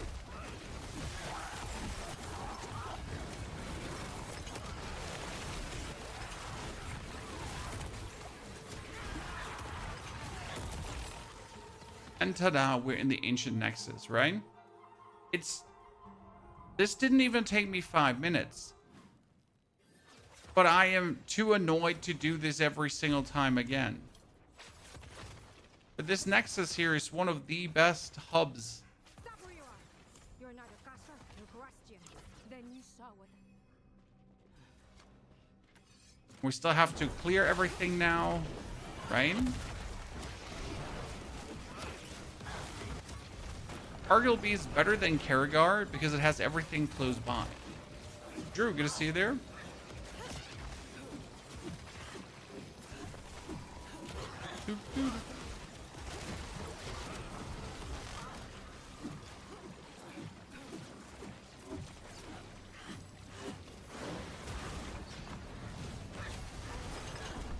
Dead and dead. I'm still not. This is how long I haven't done the quest because I've done it 2 times, right? Start of the campaign when it came out, and then in Act 7, I did it too. Season 7, I did it too. And after Season 7, I never bothered again. See, this is now the cool thing you're getting, right? You're getting an Enchanta, you have the Smith, we have a normal trader, you get the Armory, we get the Jeweler, and we get the Alchemist. And everything just like this, just so close to each other, which is plenty amazing, to be honest. And then you also have her as your Citadel vendor, who sells you actually cool scrolls. And technically even like gear, gem, and crafting caches, right? But for that, you'd have to do the Black Citadel. But this is like one of the best hubs in the game. But who goes here? Who does this, right?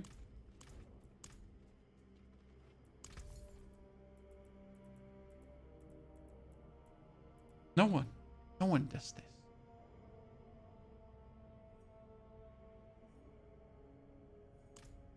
Yeah, I hate how you have to be a group to do the Citadel. Exactly. I kind of want to do the Citadel right now. I just want to blast through. But it is a team experience. This is probably the most failed part about the Vessel of Hatred. They made a team experience and no one wants to do it. I was at the Blizzard HQ, like, playing Vessel of Hatred before it actually got released. And the number one thing that we told them was, can we do this solo? Is there a way to turn this into a solo experience by any means, right? Because everyone knew that people will want to play this solo. I mean, this shouldn't come as a surprise that people were like, hey, can we actually play this solo? Who would have guessed? Right, chat? Who would have guessed that people are wanting to play this solo? Oh yes, everyone would have guessed.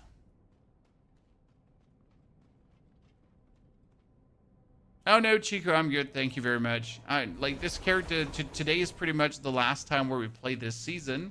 I mean, we're gonna check out obviously what we're gonna watch the anniversary announcement and we're gonna cover everything and we're gonna make our videos about it. But I'm not planning to play much more of this season. Actual play, right? I'm happy we put the time in. Paladin was fun, but again, Paladin is also heavily nerfed, right?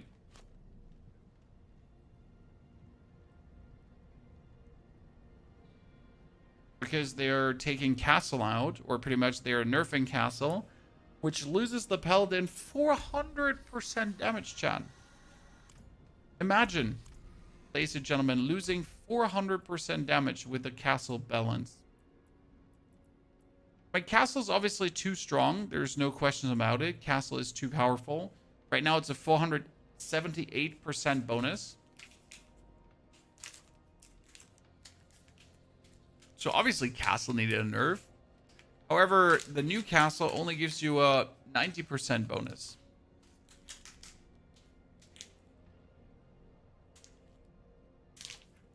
So that kind of stings.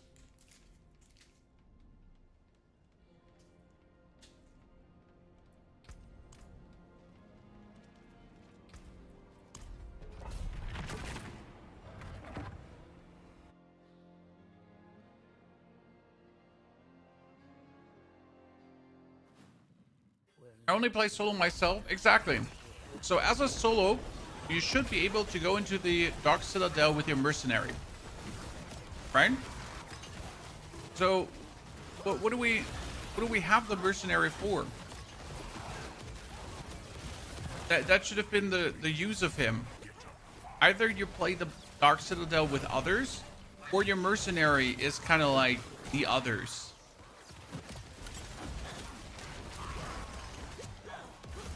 But hey, I have 3 kids, so I'm limited time to play with friends. I don't want to play with randoms. Exactly. However, the Dark Citadel can probably be done with randoms. However, if you do it with randoms that have no clue, it's going to be painful. Because the Dark Citadel is actually difficult. Right? Like, if you want to do it in Torment 4 for the maximum rewards, you actually need to have a good Torment 4 character that is actually decent. You can't just go with a willy-nilly shitty Torment 4 character.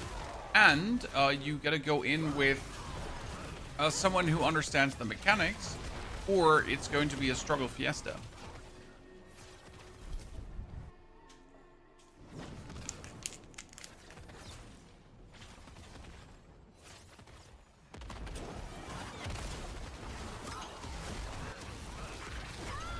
Oh no!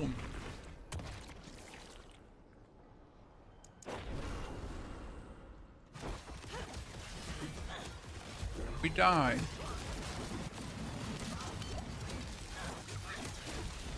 Yeah, it's definitely one of their big fumbles. They wanted to try out something new, and like, let's be fair, it's good that they tried it, chat. I mean, it's obviously sad that one of the sales arguments of Vessel of Hatred was the Dark Citadel. It was the big thing, right? Buy Vessel of Hatred, play the Dark Citadel, cool new content, whoa. So it was nice that they tried out something new, but at the same time, it was kind of tone deaf, because that new was absolutely nothing anyone ever asked for, right? Hey, let's put forced team content into an ARPG. Bold move, Cotton. Bold move. A game that I guess 90% of the player base plays solo, right? Let's put in forced team content.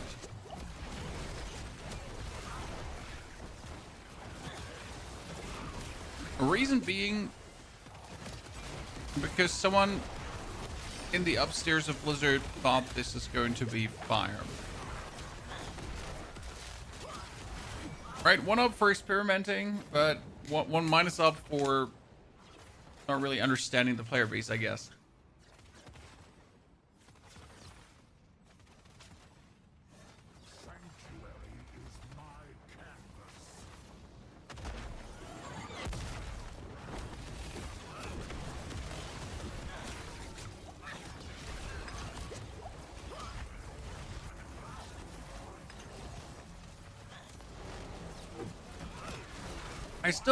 I still wonder who like made the executive decision that we would do that, like multiplayer content in an ARPG, right?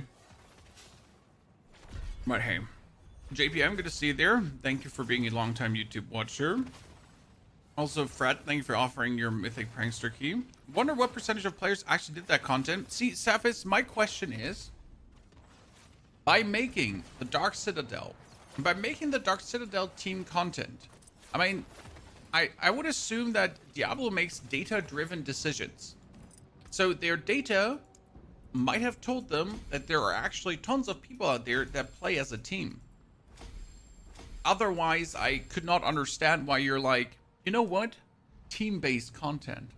That's it. Uh-huh. We should make a dungeon where you need to be 2 people that are good. Our data backs that up. And for some reason, I don't believe that, Chad, right? I might be jaded here, I might be the only one, but I don't believe that the data is showing that most people, majority of the player base, is actually playing as a team.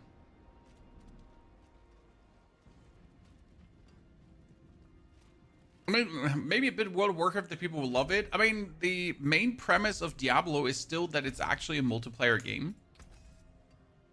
At least that's what Blizzard still thinks, right? They're like, look at this great interconnected open world where people can meet each other. You know what happens when I meet another person in this game? I'm pissed. I'm like, get the fuck out of my hell tide. You're making it harder. And you're useless. And your face stinks. And I hate you. Right? Or I'm going to teleport here to the PvP area. And I see, great, the Whisper's up for the boss. And I teleport in and someone killed him. And I'm like, fuck you. I hate you. I hope you die. Right? I just teleported here to kill that boss. I didn't teleport here to not kill that boss.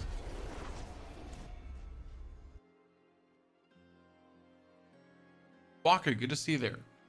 So for some reason, whenever I meet another player in the game, it's just a bad experience. It's never like, thank you for your help, sir. Wow, you're so strong. This is super useful. Not completely true, because if I actually make a twink character and I go into a Helltide and there's someone running around with like level 60 and he's already like fully, and he keeps summoning like Duriels or the Hell Maiden, and you kill like 10 Hell Maidens in a row, yeah, that's actually cool. Right? That's cool. But those situations are very few and in between, and not the norm.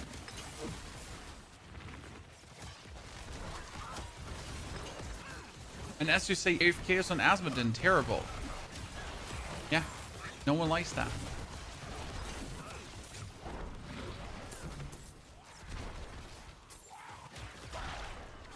But in 9 out of 10 times, you're just unhappy about other players. You're not happy about them.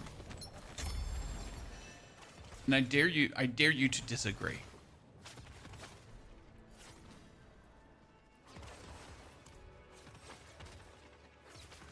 Give me a new druid form. Hey, I'm still mad that we got werewolf and bear, the most cookie cutter forms in existence. When I get, yeah, druid, nature, werewolf, bear, but last time I checked, the forest is full of more creatures than a bear and a werewolf. There's more stuff. I could technically turn into a boar human, like a Tusken Raider instead. Why does it have to be a werewolf? Why does it have to be a leopard warrior like the Spiritborn before? Why can't it be a tiger warrior? But no, it had to be bear and werewolf. Creativity.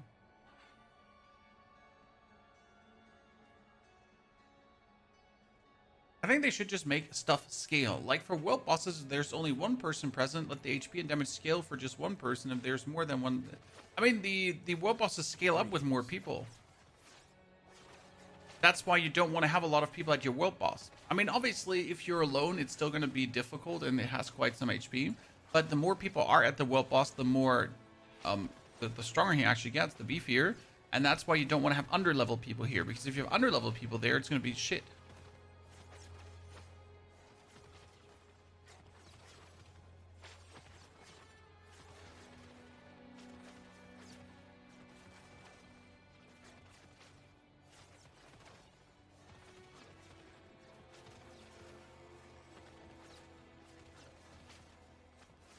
Most of the time I see a player who wants to leech and wait until you use 3 hearts with a Blood Maiden. If you don't, they port to town and look for someone who does. Yeah, Arbrin.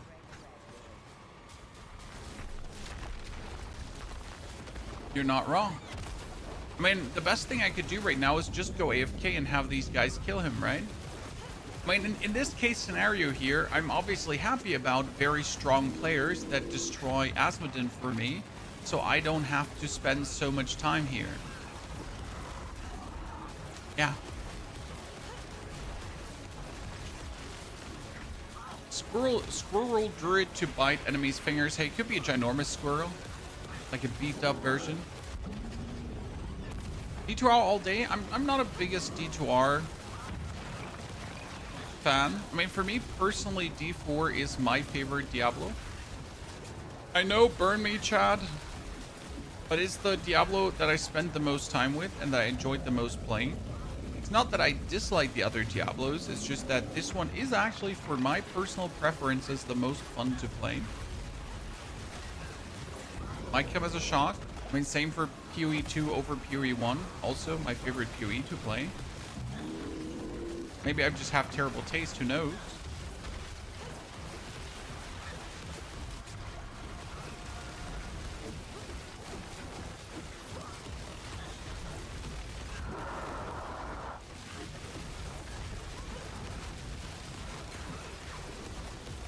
D4 graphics are pretty smooth. I actually installed D2R. Chad, here. D2R is installed. Oh, that's Diablo Immortal, sorry. D2R is installed. We can play. And I did that because I just wanted to vibe a bit. I wanted to see how the game felt with the D2R announcement coming tonight. Because obviously we're excited, right? We're really looking forward to it. Only a couple more minutes.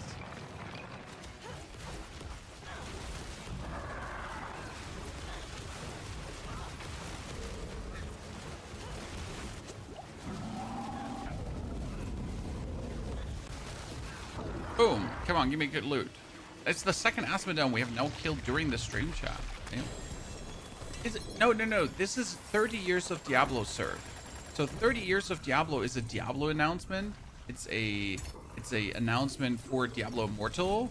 It is D2R. It is D4. So this is the future of Diablo's franchise today.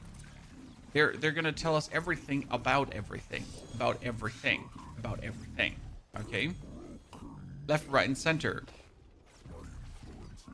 Oh, did I just get a new cosmetic, Chad? Damn, horse trophy. Let's go.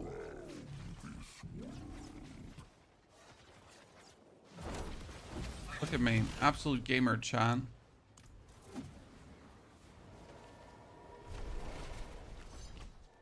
Did I maybe finally finish the Foreign Heart was here too?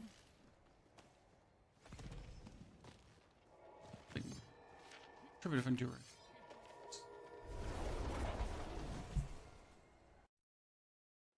Yeah, I don't know if D3 is gonna see any announcement. Has Diablo 3 said anything? No, not really, right? They haven't really told us if there's anything coming to that game. Sorry, lads. No hype for the Diablo 3s. Only sadness. Yeah, only D2R, D4, and Immortal, right? D3's rip. Big rip. I think they're going to keep that D2R reveal also for last. They're going to start probably with Diablo Immortal or Diablo 4. Then do Diablo Immortal or Diablo 4. And then last but not least, they're going to be like, oh, and by the way, D2R. Boom, boom. I don't see them doing it early. It's going to be like the last thing. I'm just waiting for the first Berserker 2. Shepard, shouldn't we get a DLC for that one as well? I think we should be getting a DLC for that. Just excited for the skill tree. I got the notepad out, Chad. Oh, wrong notepad. Right notepad. So it's the Diablo 30-year announcement. So I can write things on the side.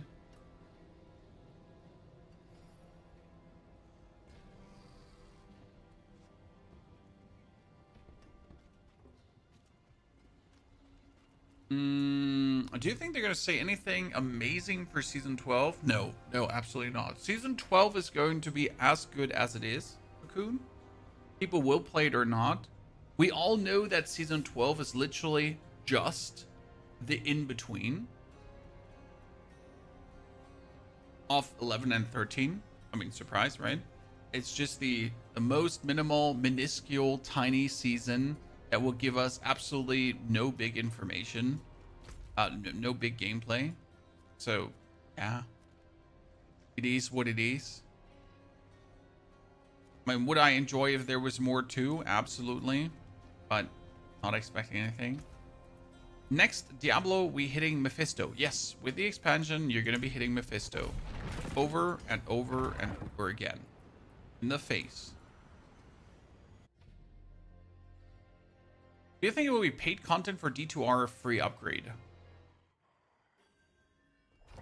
I reckon it's free, because if they, I mean, they did make us pay for D2R. I'm not entirely sure. Did they make us pay for D2R? $30, right?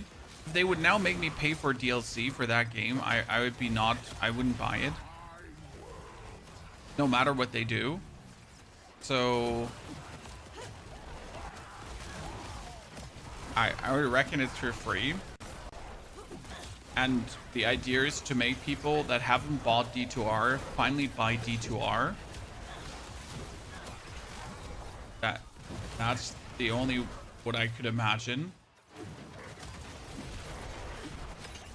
Because honestly, if it wasn't for free, I wouldn't care too much.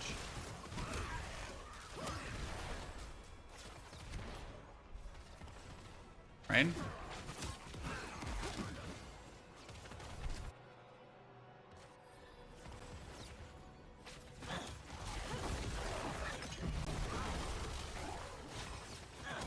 Sanctify is not going to stay in the game. No, Sanctify is gone, and it will not return anytime soon.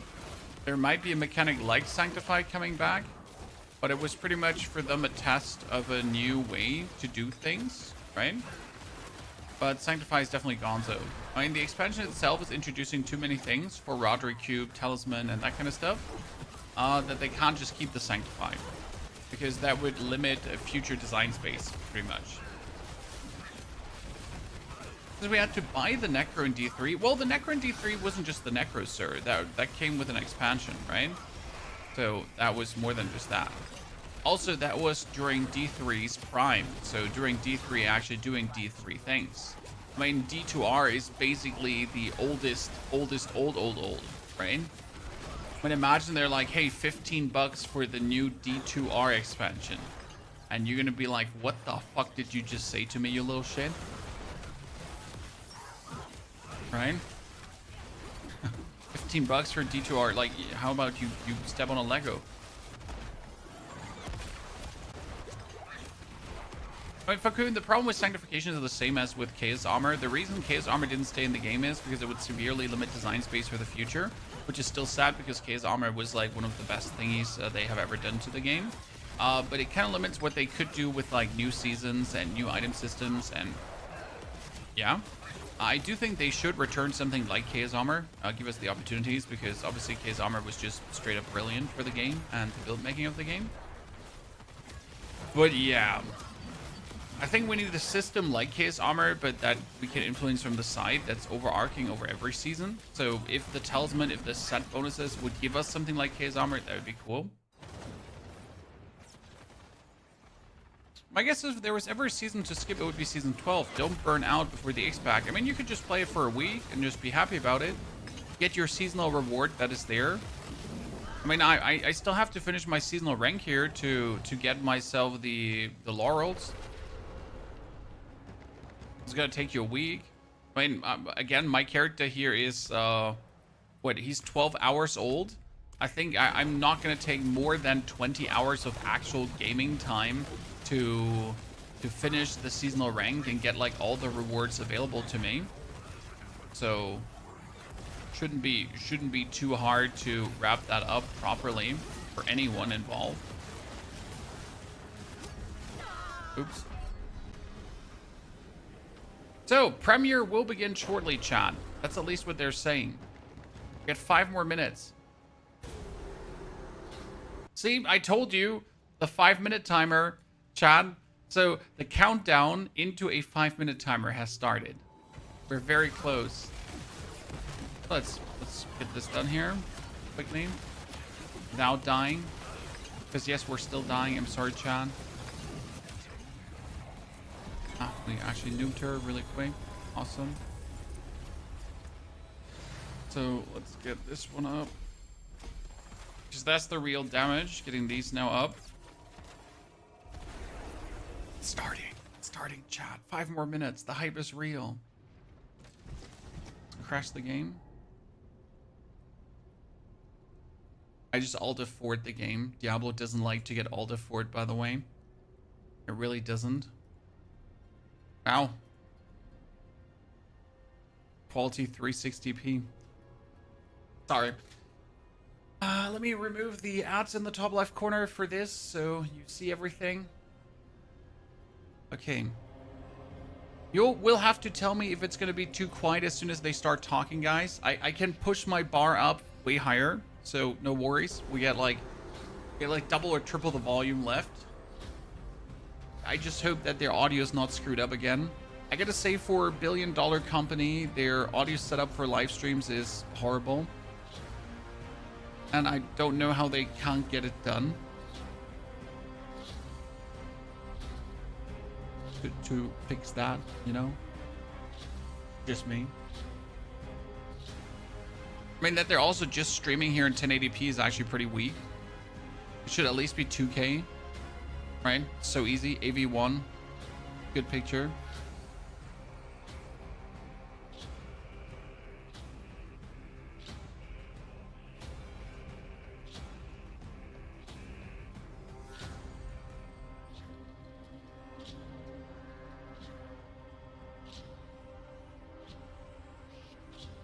I'm watching on my side. I want you at the same time, Gumby. Let's go.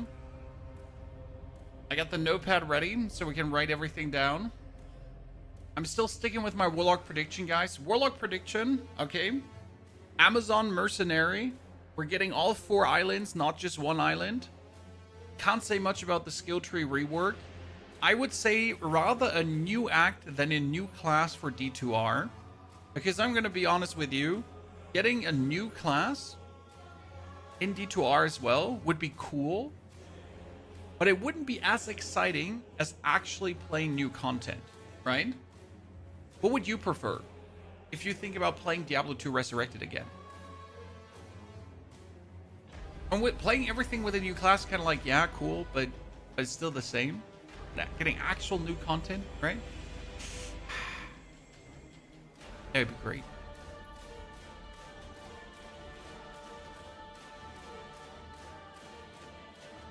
KD content, yep, feel you. Isn't Warlock the same as Sorcerer? That would be different. No.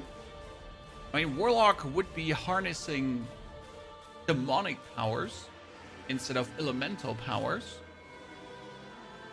which can be anything from actually summoning demons or empowering yourself with demonic incantations, right?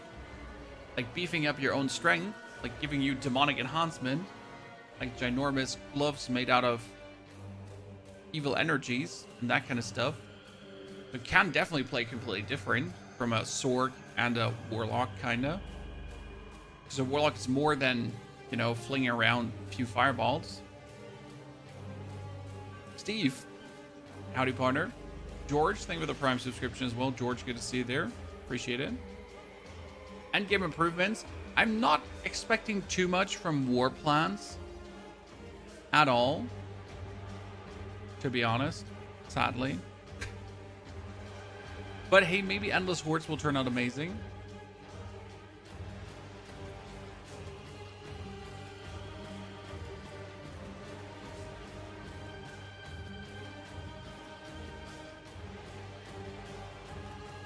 Bigarimas, thank you for the Prime subscription. Thank you for the 3 years of support. Bigarimas, welcome back. You saw his foes summoning demons in the Paladin teaser video. I mean, the Paladin video was fighting against Akaret, sir. Mikey. That was Mephisto he was fighting against. Okay, 30 years of Diablo chat.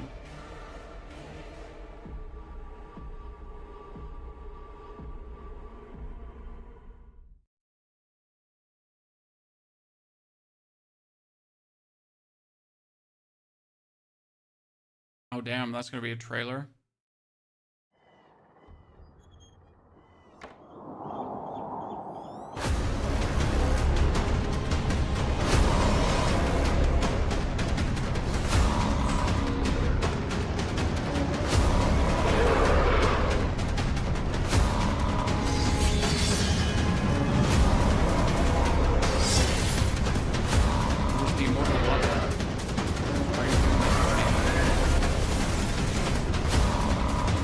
By the way, did I make it a bit too loud?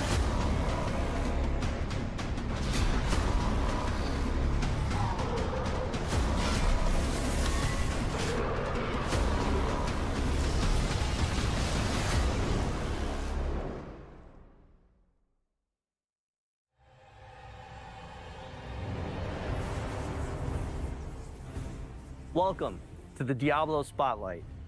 This year, we'll be hitting an incredible milestone. 30 years of Diablo. Over 3 decades, we've experienced 5 different Diablo titles, each its Or own German expression of subtitles. sanctuary. We've embraced new evolutions in technology and the action RPG genre. Our latest installment, Diablo 4, recently revealed its next chapter, Lord of Hatred. The grand face-off with Mephisto is coming. Prepare for the reckoning, because this is a battle you do not want to miss. Diablo Immortal is also heating up. The First and Last King brought us major updates to the storyline, the full release of the new Sharval Wilds, and new Heliquary bosses. The Immortal team will be joining us today to share more about what's coming up this year. Then there's Diablo 2. This game means so much to me. Diablo 2 Resurrected was the first game that I worked on right here at Blizzard. The original game is what got many of us You're into starting the with D2R, ARPG Chad. space and still stands today as the pinnacle experience for those of us who love the genre. If you're here for Resurrected, hold on to your health potions, folks. Topping it all off, this is a BlizzCon year. Today's spotlight kicks off Diablo's road to BlizzCon 2026, and we're thrilled to have you with us. To start this 30th anniversary celebration, we have a very special, very dark surprise. Okay.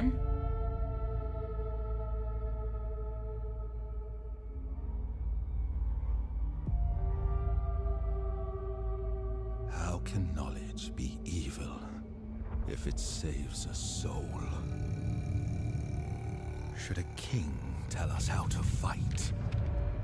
The church, they uphold the light while we die Voice is in the fine. shadows. I denounce the light. I now seek power in the primal, salvation in unholy scripture. Warlock. I am a heretic. I break the bones of the damned, build altars of blood to call the darkness.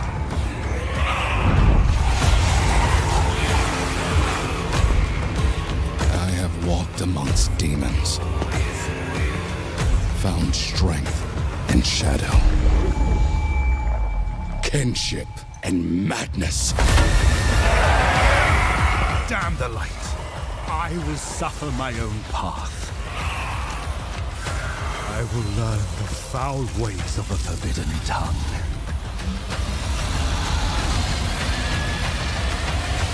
To bind them as a tool of my vengeance.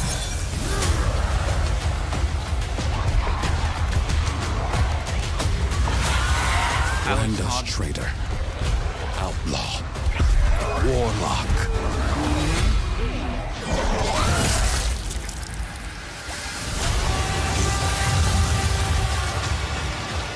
Let them hang us for what we've done. Go, Chad.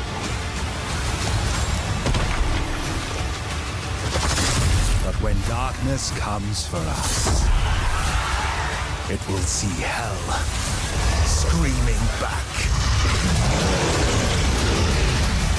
Yeah, necro, but more necro, but different. Okay, Warlock class.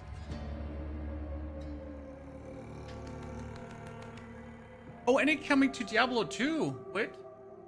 Oh, and Diablo, what? Diablo 2 Reign of the Warlock?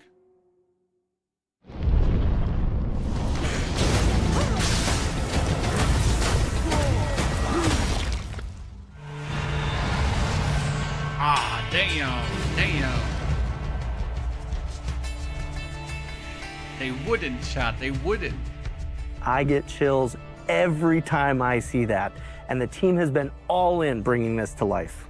Absolutely. The amount of effort and passion poured into this update has been a true labor of love. That takes me back to when you and I first started working together on Diablo 2 Resurrected, and I got to see firsthand how deeply you and the team care about this game and the community. It's amazing to see how far we've come, and that this community is still here, still active, and still loving the game. With that, we're so excited to announce Reign of the Warlock, a brand new major update for Diablo 2 Resurrected. This is the first time in 25 years that Diablo 2 is receiving a new playable class. I've seen so many sunrises playing this game, beginning from when I was a teenager I still haven't put But this also game more down content, please. decades later. To bring the Warlock to life in Diablo 2 Resurrected and see it manifest across Diablo 4 and Diablo Immortal is a massive dream come true. Being able to provide even more for the Diablo 2 community is very special to us.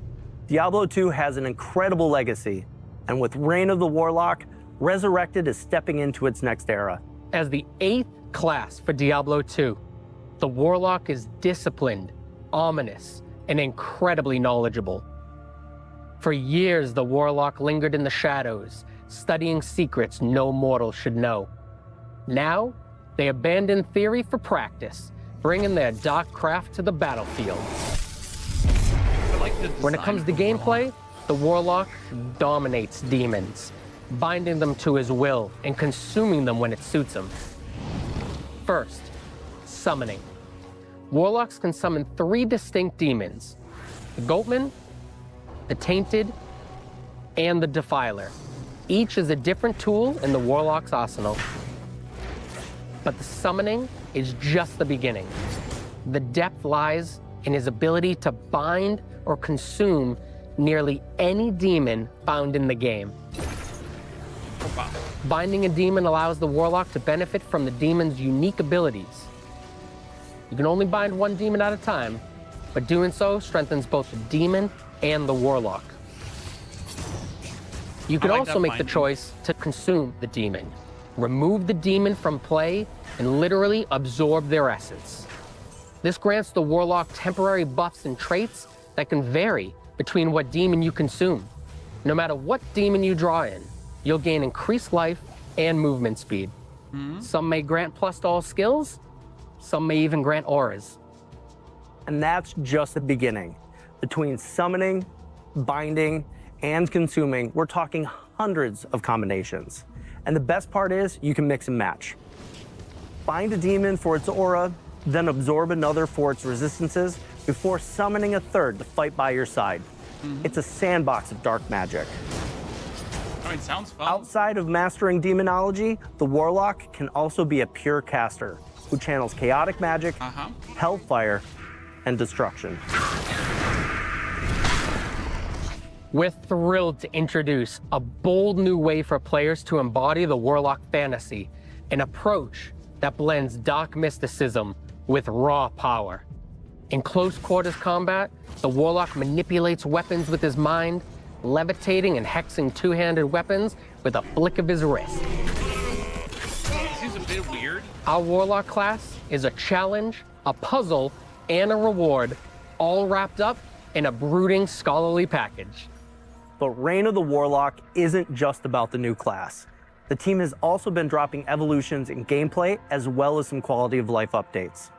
Let's start with one of our favorite playgrounds, Terror Zones. In Reign of the Warlock, there's a new way to control the battle. You have the ability to earn consumables and choose which act becomes terrorized. While an act is terrorized, every zone within it becomes supercharged, offering an elevated difficulty and greater rewards. This puts you back in the driver's seat when reaching the highest levels in the game. And the consumables required to activate them juicy. are fully tradable with other players. In Hell difficulty, you'll encounter something new, Heralds of Terror. These hunters stalk players like easy prey, and each one becomes exponentially more dangerous the next time it finds you in a game. Conquer a terrorized act boss, and you'll have a chance to uncover statues that reference something familiar, but in a new way.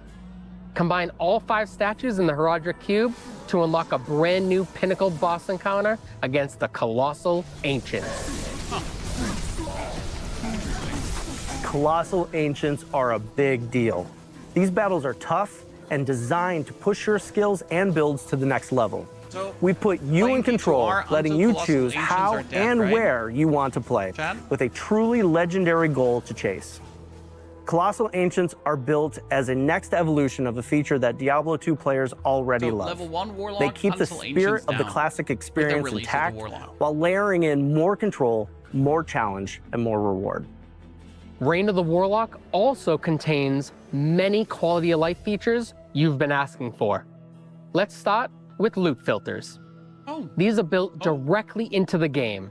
No external mods, no third-party tools. damn. You can create your own, share them with friends, or grab community presets like Start a Warlock and plug them right in. It's simple, flexible, and totally community-driven. Then there's advanced stash tabs. We've added more of them, and for the first time ever, items in your stash can be stacked. No more juggling 99 gems across 4 pages. You'll find dedicated tabs for materials, gems, and runes. It's cleaner, faster, and way less tedious. I would have never Finally, thought Diablo would actually The do it. Chronicle. Players have been tracking their collections in spreadsheets and third-party websites for years. Now, we've brought that experience in-game. The Chronicle lets you track every item you've ever collected. Huh. Uniques, sets, rune words, That's actually all cool. in a freshly designed UI that even tells you when and where you found it. That's actually Most importantly, cool. you'll unlock rewards you can show off to your friends. We also wanted to honor the way people have played Diablo 2 for decades. This is Whether you impressive so prefer far. Diablo 2 Classic or want to keep playing Resurrected, you can. Reign of the Warlock lives in the same client, with your existing characters safely separated. If you want to bring your character forward, you can transfer it. If you got a character in Classic, move it to Resurrected. If you've been grinding in Resurrected, carry it into Reign of the Warlock. You can't go backwards, but you can always go forward on your terms. Reign of the Warlock wasn't built in a vacuum. Creators like Mr. Llama, Gymnasium, BT, and Kano have been deep in the dungeons with us, playtesting, theory crafting, and giving feedback on everything from class fantasy to stash flow. So if you've ever played Diablo 2, no matter when you first journeyed into Sanctuary, this is your moment. Come celebrate with us. Reign of the Warlock brings brand new ways to play when for does it everyone, release? and we can't wait to see more sunrises with this community now and for the years to come. But we've been saving the best for last. Reign of the Warlock will be live today. You motherfuckers. You terrible. You terrible. Oh, I wanted to sleep. This is all hell I have D2R marching installed. forth. Let us begin. Chat, it's installed. D2R is installed.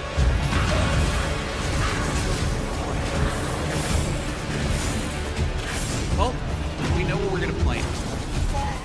These creatures of darkness shall yield to me. Chat. D2R. Tomorrow, day after tomorrow.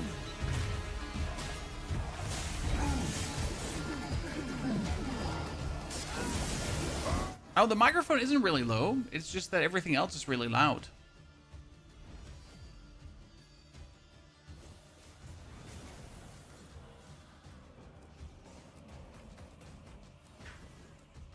Okay, we had new rune words. We got enhanced dash tabs. But if they bring enhanced dash tabs to D2R, we gotta get them for Diablo 4, right? I mean, chat. For real.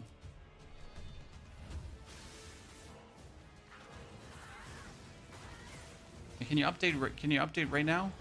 Is there an update?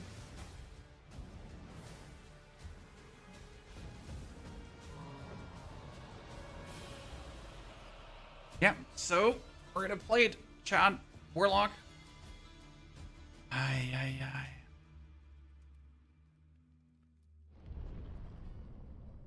Dive into Diablo 2 Resurrected right now on Battle.net, PlayStation, Xbox, and Switch. Plus, with your purchase of Reign of the Warlock, unlock some exclusive cosmetics for Diablo 4 and World of Warcraft to show off your dark allegiance across realms. So get in the fight and stop bending demons to your will. So there you have it.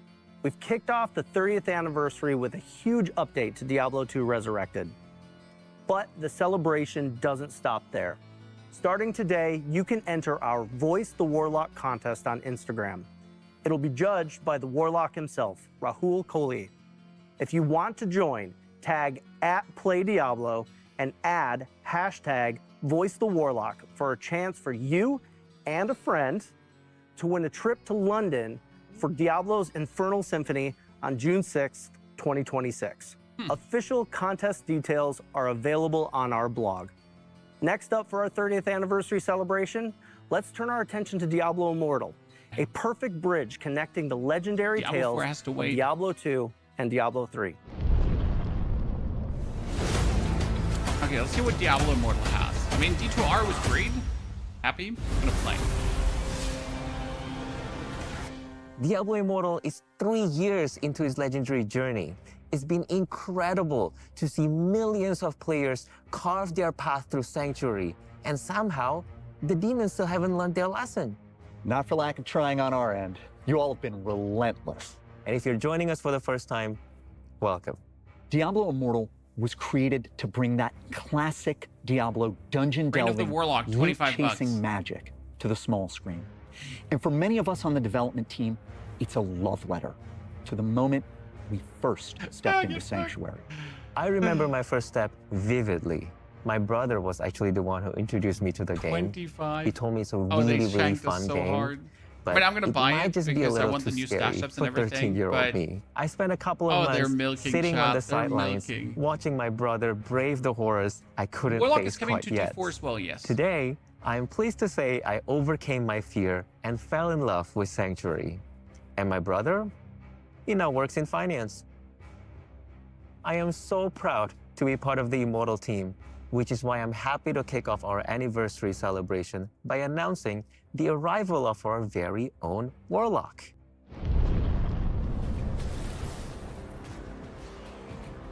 After the events of Diablo 2, Guys, the rediscovery I'm of gonna Vis buy Jedi it, magic so has you don't spread. have to buy it, okay? Our Warlock is even more reckless with this dark power than her predecessors.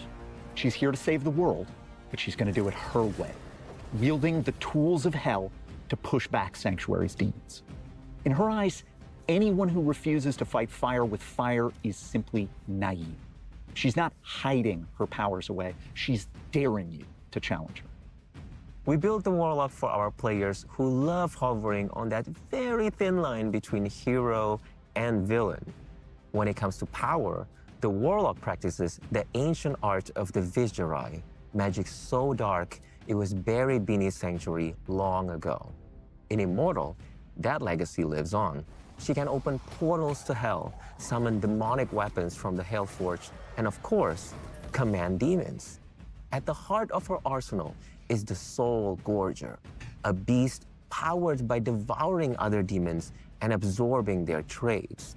We've designed a monstrous maw that stretches from its mouth. Okay, so they're pretty much telling us the same again, but just for Diablo Immortal, right? Can't wait to hear the same again for Diablo 4 as well. Right? In her main hand, it's a demon head, not just a scalp, a literal freaking demon skull. In her offhand, a sacrificial blade. These unique weapons fuel multiple skills, spewing fire, slashing holes in reality, and summoning and chaining demons. Alongside the Warlock, we're also releasing a dedicated origin quest, a little appetizer that explores her backstory. It's a journey into the shadows and a chance to understand what drives our new class. We'll have more updates as development continues. Okay, I Now bought let's it. talk Guys, about a Warlock is bought. Warlock-centric location. Loot GG. Goleen is back and grimmer than ever before. We've honored the legacy of Diablo 2 Resurrected by preserving key landmarks, the gates, the central plaza, and the architecture that defined the city for a generation of players. But because this is Diablo, its beauty and history D3 has is now not been gonna see anything, desecrated sir. by a I'm sorry. demonic occupation. We've also expanded and split the city into 2 districts, the Common Ward and the High Ward. The Common Ward is chaos incarnate. Graffiti of blood, hanging bodies, and corruption seeping through the sewers. It's a bustling town where you meet a motley crew of artisans. Elzix, Farah, Drognin, Meshith, Atma, and many others. By contrast, the High Ward is eerie in its elegance. The buildings are refined, but darkness has soaked into their stones. To move Loot Goleen's architecture forward in time, We took inspiration from real-world Moroccan cities with vibrant patterns and rich Luke Lane textures looks in great. every corner. They create a stark contrast Yeah, I mean, with the D3 is layers getting of absolutely violence nothing. and decay Everyone is that getting define something but everything in D3 Sanctuary. and D1. And beneath Loot Lane, in its dungeons, you'll find carvings of Vizjurai runes, remnants of Kit the Mephisto, ancient all the summoners updates who they talked practice their about dangerous arts are here only in coming with Reign of the Warlock. The Warlock So you're not going to story get a loot is filter in literally D2R, as I carved understand. into the undercity of Lut Gholein. The more you explore, the more you'll uncover the truth about a dangerous power that's only as good as its wielder, a legacy of mastering dark forces and sometimes being mastered by them. We're nearly ready to put the Warlock into your hands. The class is scheduled to arrive this June. In addition to the Warlock, I gotta wait we've till got June. other world-shaping stories coming to Immortal this year, and they begin with our next big bad. We're witnessing the triumphant return of the Maiden of Anguish, the Demon Queen Andariel. In Immortal's story, Andariel is 10 steps ahead of us. That's a great She's Andariel conquered design. Lut Gholein and sent her barges sweeping across Sanctuary, abducting people to drink in the anguish of an entire world. For what purpose? You'll have to play to find out. With Andariel, we're emphasizing the horror of fighting a being that wants you to drown in your own June, torment. I mean, the idea is Not you just buy the scary D2R things now, you see, then D4, but the and ones then you you play feel Diablo in Immortal. your gut. And you Everywhere pay for that all three. Andariel touches becomes claustrophobic and harrowing. To make Andariel's anguish-inducing design instantly recognizable, we've refreshed her classic look. She's domineering, equal parts regal, and sadistic. And she hasn't forgotten how things ended for her the last time she walked Sanctuary. Now, she's driven by nothing less than a desire for dark godhood, to stand supreme among her brothers 3 with more a minutes new for Diablo approach 4 to the chat. eternal 3 more conflict. minutes. Our story in Immortal's 4th year sends familiar places and people into an era unlike anything Sanctuary has yet seen. We've got a packed year ahead, and our roadmap deepens the world of Diablo Immortal even further. Beyond the Warlock and the expansion of Lut Gholein, we'll be rolling out a new subzone each quarter, complete with wanted monsters and bounties. We're Immortal's eating also good. adding a new battleground Better than event Diablo 4. and continuing to improve the system, drawing upon your feedback. We'll be making updates to classic zone events, 54 has the stash summoning update new from Hautoi D2R. bosses, D4 can adding finally new become mid. ambient quests, and Asperov. improving the pity timer for legendary gem drops. And we'll share more as we get closer. We want story and gameplay to move together, with each update pushing our boundaries and making Sanctuary feel more alive. To celebrate today's spotlight, we've got a promo code available for all players. And whether you've been with us for a while or jumping in for the first you have time, phones? join us on our Discord and be part of the conversation. This 4th year story in Diablo Immortal is a tentpole moment, scattered with heroes, 4 villains, years of Diablo big Immortal already? piles of Really? corpses, Damn. and let's be honest, even bigger piles of loot. You know, much like Emil, playing Diablo at 13 haunted me, in a good way. It woke me up to the Gothic style that I still love so much today. It was fast-paced, transgressive, and it had the best character progression of anything I'd ever played. Diablo was a revolution in the way I thought about RPGs. The beauty of Sanctuary is that it's hope tangled with terror at every turn. As designers, we're hungry to answer the big questions about this world. What kind of earth-shattering events lead to the era Deckard Cain called the end of days? And what scars run so deep that people would rather barricade their doors than risk the world outside? What demonic plots reshape Sanctuary and set up the age of Diablo that man 3? is very excited. What the other one, ushers in not too the enough. time of the Nephilim? We've barely scratched the surface, and there's so much more on the horizon for for D2R, Diablo you need to Immortal. buy the update. Thanks 25 to bucks. you. We want to give a massive thank you to all our players for sticking with us and helping make Sanctuary what it is today. We're so happy that you're part of Diablo's 30-year legacy. Now I bought let's it turn so our we can buy gaze it, towards so we can Diablo check it out 4. tomorrow if We're it's about even to worth it. introduce the second new class in Lord of Hatred, dig into brand new features, and talk about big updates coming to endgame and core systems. Let's get into it. Oh, there's more?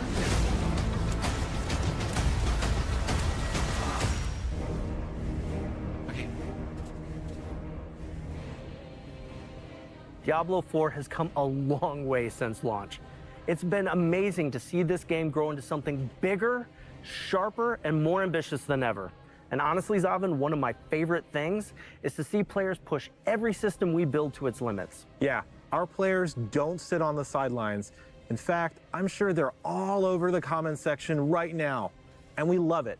It helps us understand not just what's working, but where we can evolve. This expansion builds on everything we've learned so far. Class balance, endgame, core systems. This is our chance to take all of those core pillars and push them even further.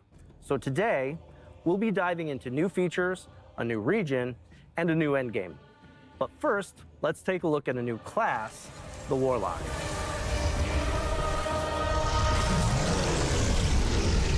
Across the Diablo universe, we will get to watch the Warlock evolve. In Diablo 2 Resurrected, they honed their earliest arcane powers. Then in Diablo Immortal, their journey takes a rebellious turn, embracing darker forces and forging their own path. Now in Diablo 4, the Warlock stands at the height of their strength, fully unleashed and ready to shape the fate of Sanctuary. This class is all about turning the wrath of hell against itself, with metal chains, flames, and utter destruction. The Diablo 4 Warlock is like a heavy metal album cover come to life, fighting fire with fire. We have so much more to share about our Warlock, enough that we're dedicating a full developer update to Warlock on March 5th. That's where we'll go deep on the class, their lore, gameplay, and more. So we're For getting now, shafted today. let's talk about how the Warlock and our other new class, the Paladin, are central to the themes of Lord of Hatred. Many of you have already been playing as the Paladin, experiencing their holy might firsthand. With the Paladin representing light and purity, Warlocks are their darker counterpart, anti-heroes harnessing the power of hell. This duality is central to the theme of Lord of Hatred. Was the real image, It's the the leak eternal chat. conflict between angels and demons, with humanity stuck in the center. As you play through the campaign, prepare to be drawn into a tale where Mephisto's shadow looms even larger. It's an unfolding saga of hatred, treachery, and the search for salvation, building towards a reckoning that will leave a lasting mark on Sanctuary. The campaign unfolds in Lord of Hatred's new zone, Skovos. Skovos is a dangerous land, visually inspired by ancient Mediterranean landscapes. You'll explore rugged coastlines, mountainous highlands, ancient temples, and more monster variety than ever. Skovos is the birthplace of humanity, where Lilith and Inarius began it all. You'll see the Blessed Mother and the Heavenly Father carved into the marble structures of Temis, the capital city. Temis is the bustling epicenter of Skovos. Marble walls, eerie elegance, vibrant patterns, and rich textures all blend to create a hauntingly beautiful landscape. Looks like Titan Quest. There's a town square teeming with whispers of the firstborn. You'll uncover secrets of the Ascari, the primevals, and the ancient wars that shaped the world. It's a place where every corner tells a story. Plus, we built Temis to be the ideal endgame city, crafted to streamline your access to everything you want once the campaign is concluded. While we keep the story under wraps for now, let's talk about Endgame in Lord of Hatred and one of its major new features, War Plans. War Plans give you more control and depth in how you experience the endgame. You create a playlist of up to 5 activities, drawing from endgame modes: the Pit, Infernal Hordes, Hell Tides, Nightmare Dungeons, Lair Bosses, and the Undercity. Pick what you want, pick your rewards, and jump in. As you complete activities through War Plans, you'll earn progression towards a unique skill tree for each of these activities. These trees let you customize and modify how each activity plays. You can change the rewards, tweak the monster spawns, even bring features from one activity into another. I'm not One mad. of the best parts is how War Plans makes the endgame more accessible. If you're a new player or returning after a break, you can just pick your playlist and start playing, learning the systems as you go. But for veterans, there's a ton of meta progression and build diversity to explore. War Plans are really about letting you shape your own endgame experience. You decide what Is you want to focus roguelike on, what plus you want to avoid, and how you want to play. Atlas Tree. And for those of you seeking an adrenaline rush, we're also introducing a hyper rare event called Echoing Hatred. If you're lucky enough to find a very rare Trace of Echoes golden ticket in a loot drop, you'll gain access to the Echoing Hatred event. There, you'll face infinite waves of enemies and escalating difficulty. Each run feels different, with randomized monsters that force you to adapt your build and tactics on the fly. The deeper you go, the more intense the encounters become. Each wave will test your mastery of the mechanics and resource management to the point where we might even throw multiple bosses at you at the same time. The longer you last, the better the loot. And how long you last is completely up to your skill. I know the entire team is excited for War Plans and Echoing Hatred, but this might be a good time to talk about the why. After the campaign wraps up, that's when the real journey begins for a lot of our players. Endgame isn't just a bonus, it's what keeps you coming back to Sanctuary. And it's more than just adding new events. We want these features to feel meaningful, quality of life Immortals should changes, get like the making activities more Warlock for approachable, free. or letting you customize how you play make a huge difference. There's nothing worse than feeling lost after the credits roll. With features like War Plans and rare events like Echoing Hatred, you get new goals and reasons to experiment even after returning from a break. It's all about giving you control and variety. Endgame should be as interesting and rewarding as the story. That's why we're so focused on quality of life improvements and fresh features for everyone. Now, let's talk systems updates, which also feed into this philosophy. These updates will completely refresh how you build your power your way. Let's start with skill trees. We've seen the joke that they're more like skill twigs. That ends here. With the release of Lord of Hatred, every player will reap the benefits of a completely overhauled, massively expanded skill tree system. The changes are built to give you more customization than ever before, right from the moment you start playing. No more waiting for random item drops or late game progression to really flesh out your build. Now you'll have meaningful choices and options in your skill tree from the moment you choose your first skills. We're adding new customization options to every single skill across the entire tree. It isn't just a small tweak. It's a major disruption to the current class system. Our goal is to make theory crafting go much, much further with more complexity than ever before. For instance, take the Sorcerer's iconic Hydra skill. Previously, you could only boost its burning damage or ramp up its critical strike potential. Yes. With the revamped skill tree, you can fine-tune Hydra to your unique playstyle. Want your Hydras to attack faster or last longer? You can choose to have their attacks trigger explosions or continually burn everything in close proximity. You can even completely transform the skill, turning your Hydras into Frost Hydras to unlock new combos with all your other Frost abilities. The new options let you experiment with every possibility as you refine the build that's most fun for you. I mean, And we're they're not still gonna leaving any be class behind. the best. Alongside the Paladin and the Warlock, every class will be getting these updates, and they will be available to all players, regardless of Lord of Hatred ownership. Each class will get more than 40 rework choices and over 80 additional options. Lord of Hatred owners are going to get even more, with over 20 additional transformative skill choices. On top of the skill tree overhaul, we're adding a brand new itemization system, the Talisman, and with it comes the return of charms and sets. Here's how it works. Once you get your Talisman, charms will begin dropping in the game. For a charm to be active, it must be placed inside your Talisman. Charms can be of any rarity, but the set charms have the greatest potential. Equipping multiple charms from the same set will unlock additional set bonuses. With the Talisman, charms, and sets, you can customize and fine-tune your characters like never before with the powers of the greatest Herodrum. And speaking of Herodrum, Lord of Hatred comes with the Herodric Cube. There it is. A legendary tool for a legendary way to craft. You'll combine rare materials, unlock additional properties, and forge items that fit your playstyle. The Herodric Cube is the beginning of your chase for late-game greatness, opening up new opportunities to shape your journey and pursue those ultimate rewards. It's a heartfelt callback to the Cube in Diablo 2, now reimagined for Diablo 4's itemization. Next, loot filters. They finally arrived. You've been asking for this since day one, and Ladies and we've gentlemen, heard you. loot filters. Whether you're chasing uniques or filtering out junk, loot filters give you the right amount of don't think they're control over needed. your journey. FYI. While we're so excited to finally be adding loot filters to the game, we are going to continue to listen to your feedback and stay committed to refining loot filters over time to make sure that it works for you. This is shaping up to be quite a year for Diablo 4. Perfect timing for Diablo's 30th anniversary. I've been playing Diablo for as What is long as with I've been stash gaming on tabs? What is PCs, with advanced starting stash with a tabs? burned copy of Diablo handed to me by a friend at school.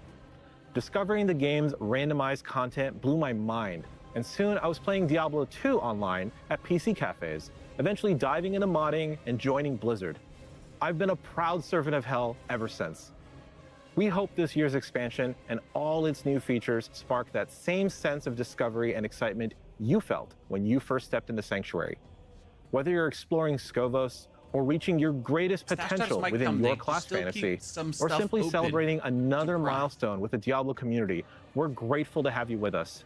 Thank you for being a part of this adventure. When darkness comes for us, it will see hell screaming back.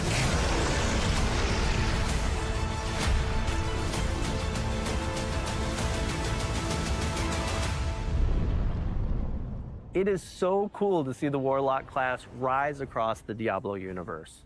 From the scholarly manipulator, to the punk rock demon commander, to the metal powerhouse. This tells a story that spans generations, illuminating the legacy of the Vajari and the strength of those bold enough to wield its forbidden power. You can dive into the origins of the Diablo Warlock and so much more right now in Reign of the Warlock, live today in Diablo 2 Resurrected. We love bringing Sanctuary to life, and we're grateful that you could join us to help us kick off Diablo's 30th anniversary.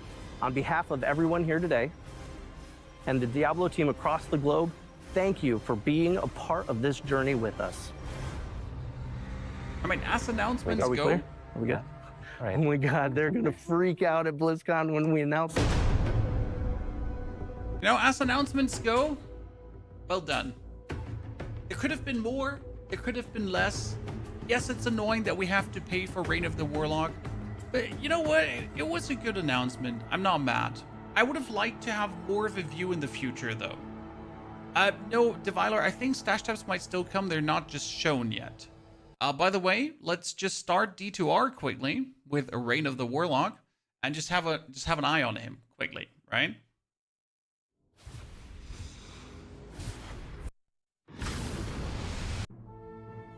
We can also go back in the vault and check quickly over the stats because we didn't have time. They went just way too quick over this, right? They didn't really let us have a view of the talisman. They just jumped over that. So obviously I want to like check that again. I mean, the interesting part here, it says recycle uniques too, which means you can go on the cube, transmute 3 equipment or talisman items of the same type into a new item of that type. So we can also just put like multiple uniques, I think, in here. They hovered over it to just create something. We got Diablo 2 Resurrected. And can I make a Warlock? Ah, there goes, chat. Warlock man. Game version, and you can choose Reign of the Warlock. See, there he is. Can we see the skill tree? Good day. I don't even know how to open the skill tree. Jesus fucking Christ! I don't. I don't like. What button was the skill tree in a character here? Skill tree T. Okay, you get the Keldritch Demon. So, Demonic Mastery, Summon Goatman, Deathmark, Blood Oath, Summon Tainted, Summon Defiler, Bind Demon, Blood Boil, Consume, Summon daggers to be around you. We get the Chaos Bolt, Miasma, Chains, Lethargy, Rancor, Entropy, Flame Wave, Ring of Fire, Apocalypse. And the new stash tabs are here: Gems, Materials, Runes. Good day. This has to come to D4 and it's not even close as well, right?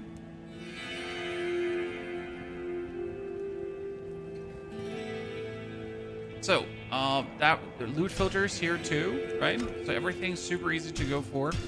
We will definitely play this tomorrow. I can't play this tonight, guys, because I'm almost awake for 24 hours. However, what we can do is we can look here into this because I wanted to see. Unlock. See, okay, so Phoba of the Narrow Eye. It gives us 2 to rapid fire and poison resistance. And it says Nilfor's Narrow Eye.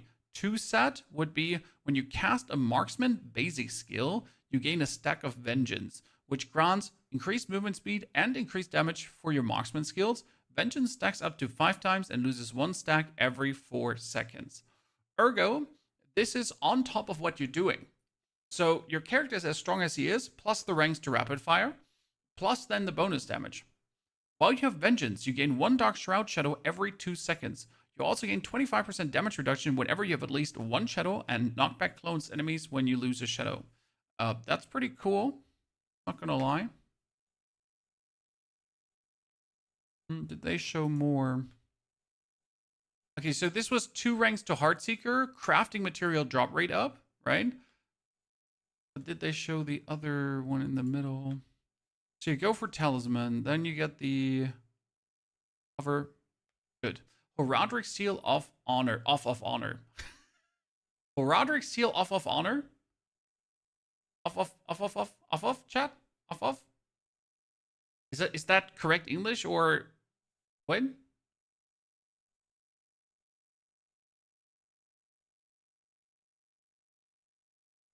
The gear affixes will be random rolls. Okay, Steve, that's good to know. That's wrong, right? I'm not crazy. This is yeah, big typo. So it says 45% total armor bonus, cannot have more than 5 sockets, but can equip 2 unique charms. Okay, so if you have this Horadric Seal, then it unlocks 5 charm slots, right? 1, 2, 3, 4, 5, not 6. And we can equip 2 unique charms if I wanted to. But we cannot have more than 5 slots. So 5 slots and then we can put them on. Okay. Wait. Show me that one. This one is rapid. There's one, the rapid fire one. That is 3 to smoke grenades. So I assume these are random. So we got to collect a lot of them and then trade them probably also because they're hopefully not account bound. If these were account bound, that would be annoying because you really want to trade them to get the right ones, correct?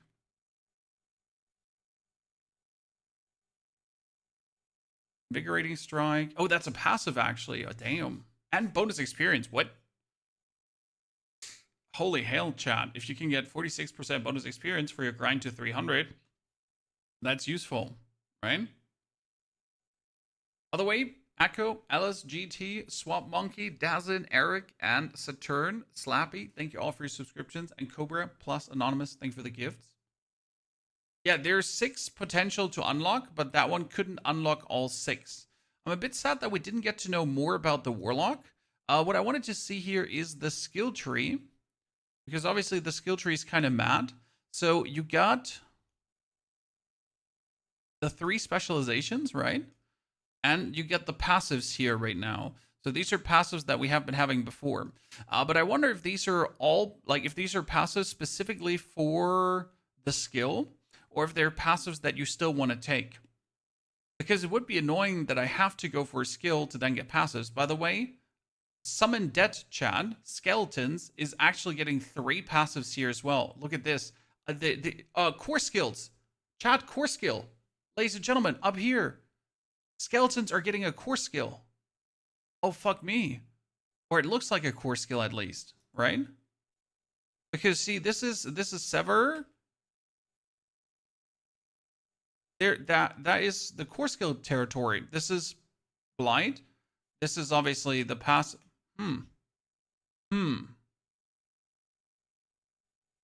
See, there is something, whatever this is, Chad.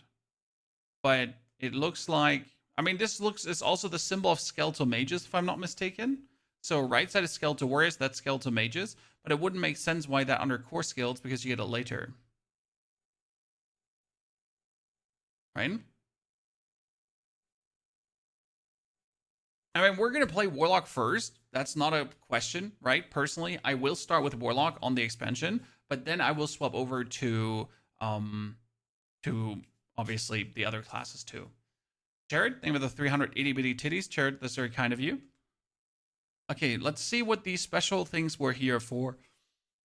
Okay, Hammer of the Ancient quakes outwards and deals more damage. And then you had the Hammer of the Ancient forms a seismic line that slows enemies hit by. And the last one is casting Hammer of Ancient summons to the same area for damage each. If burning enemies are struck, Hammer of Ancient explodes. Hammer of Ancients now deals fire damage.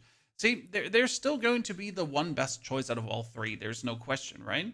But we still have options. And I think options is what we're all looking for, right? The chance to do something different. Like they said with the Hydra, that you have the opportunity to turn the Hydra from fire into ice. It's obviously cool because you could then scale her with ice damage, and everything you have ice related will actually scale the Hydra as well. So that's obviously nifty and will never be terrible, right? Dave, can we see the last seconds of the video? They literally said in the last seconds of the video, they're gonna look really amazed when we show them at at BlizzCon. So they're literally teasing that at BlizzCon they have a big announcement. And the only big announcement they have would be Diablo 5 or whatever, right? But Diablo 5 would be silly. Saint, in order to play the Warlock, you need to buy the Warlock. You need to go into shop and buy Reign of the Warlock. Costs 25 bucks. I know they intentionally deceived us and didn't say that it would cost money. I already bought it.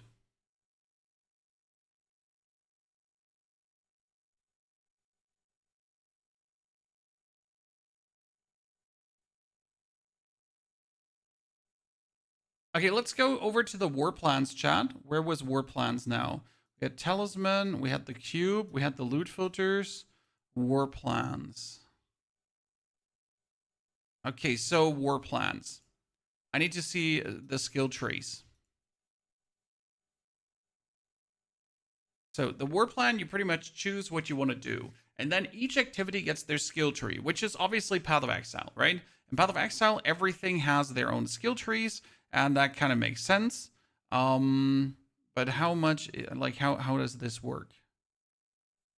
Like, what do we have here? So we got here, this is the pit. Then you got lair bosses, hell tides, tree of whispers, nightmare dungeons, whatever, right? Undercity. So the Undercity. And there is 1, 2, 3, 4, 5, 6, 7, 8, 9, 10 things to choose from. And probably by playing the Undercity, you're going to level it up, complete war plans with this activity to progress. So you're going to actually play the things to get it forward. That's Nightmare Dungeons. Okay, so that was Undercity, Nightmare Dungeons, and that is Infernal Hordes. Yeah. Okay, Infernal Bargain Opticide. You no longer gain gem fragments in Infernal Hordes and instead gain bonus Opticide. That's crazy. Because at some point you just have the gem fragments and you don't need gems anymore, and then being able to get more Opticide out of it is fantastic. I mean, this is obviously nothing special, but it's exactly what you're looking for to cater the content to what you're doing. Right?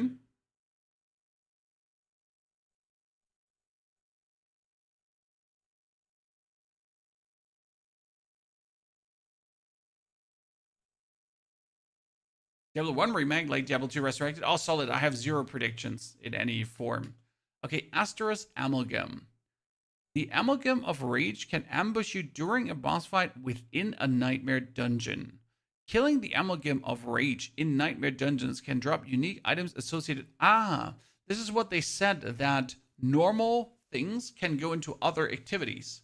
So by choosing Asteroth Amalgam, I can boost my Nightmare Dungeons further, that when I then do Nightmare Dungeons, I get more out of it. Beast Assault. When fighting a boss in a Nightmare Dungeon, the Beast of Ice can sometimes appear and attack you. What I wonder is, if I choose the Beast of Ice Assault, okay, and if I choose the Asteros Assault, can I have both? Chat? Could I have both attack us? Or only one?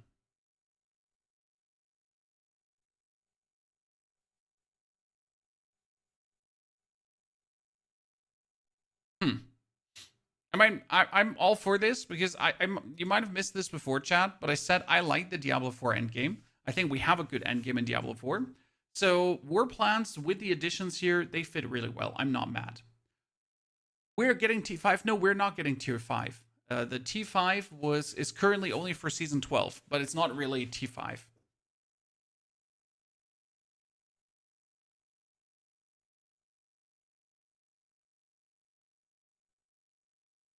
So this is definitely going to fit right into like making Diablo better, but it's not going to make people return, if that makes sense. So this is a great change for people that play the game. But if you decided that you don't like the Diablo endgame, this is not going to make you come back. Correct?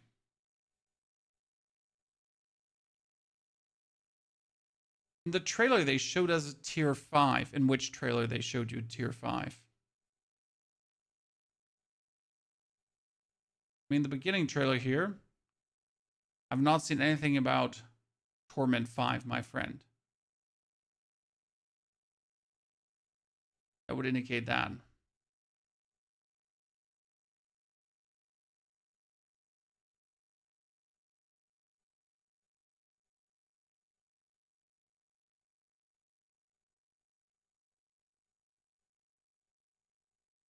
It was in the Infinite Dungeon portion. Infinite Dungeon portion. Here, you're talking about the Echoing of Hatred. Of Heart, Expert, Penitent. I don't think that that's tier 5. I think that's the way how it upgrades. Because it gets harder and harder. So this is not Torment 5. You misunderstand. Okay, I see your confusion. This is Torment 5 difficulty. Right? This is just the for the waves. Because we're getting Torment 5 already in season 12. Chat. I don't think we're getting Torment 5 as an actual tier to play. It's just Torment 5 difficulty.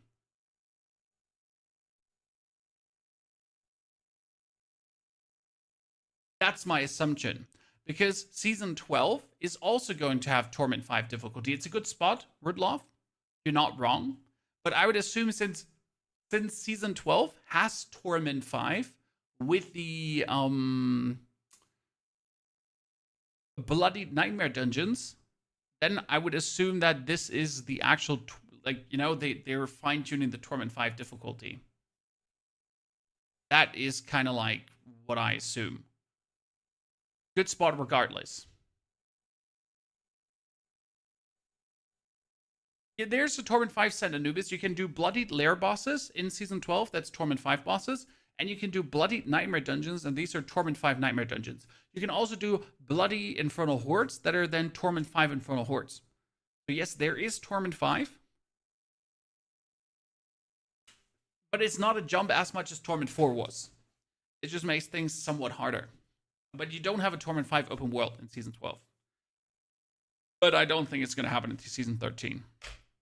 Okay, I'm really happy with the Talisman because it is exactly what I wanted it to see. That makes me very pleased. Yeah. That means we're going to have to go offline now, chat. I'm going to have to make a TLDR video from the Diablo 4 announcements. And then I'll be back in 8 hours from now with a D2R stream. Does that sound good to you? So I got Diablo 2 Resurrected installed. I have the Reign of the Warlock on. Okay. We can play this.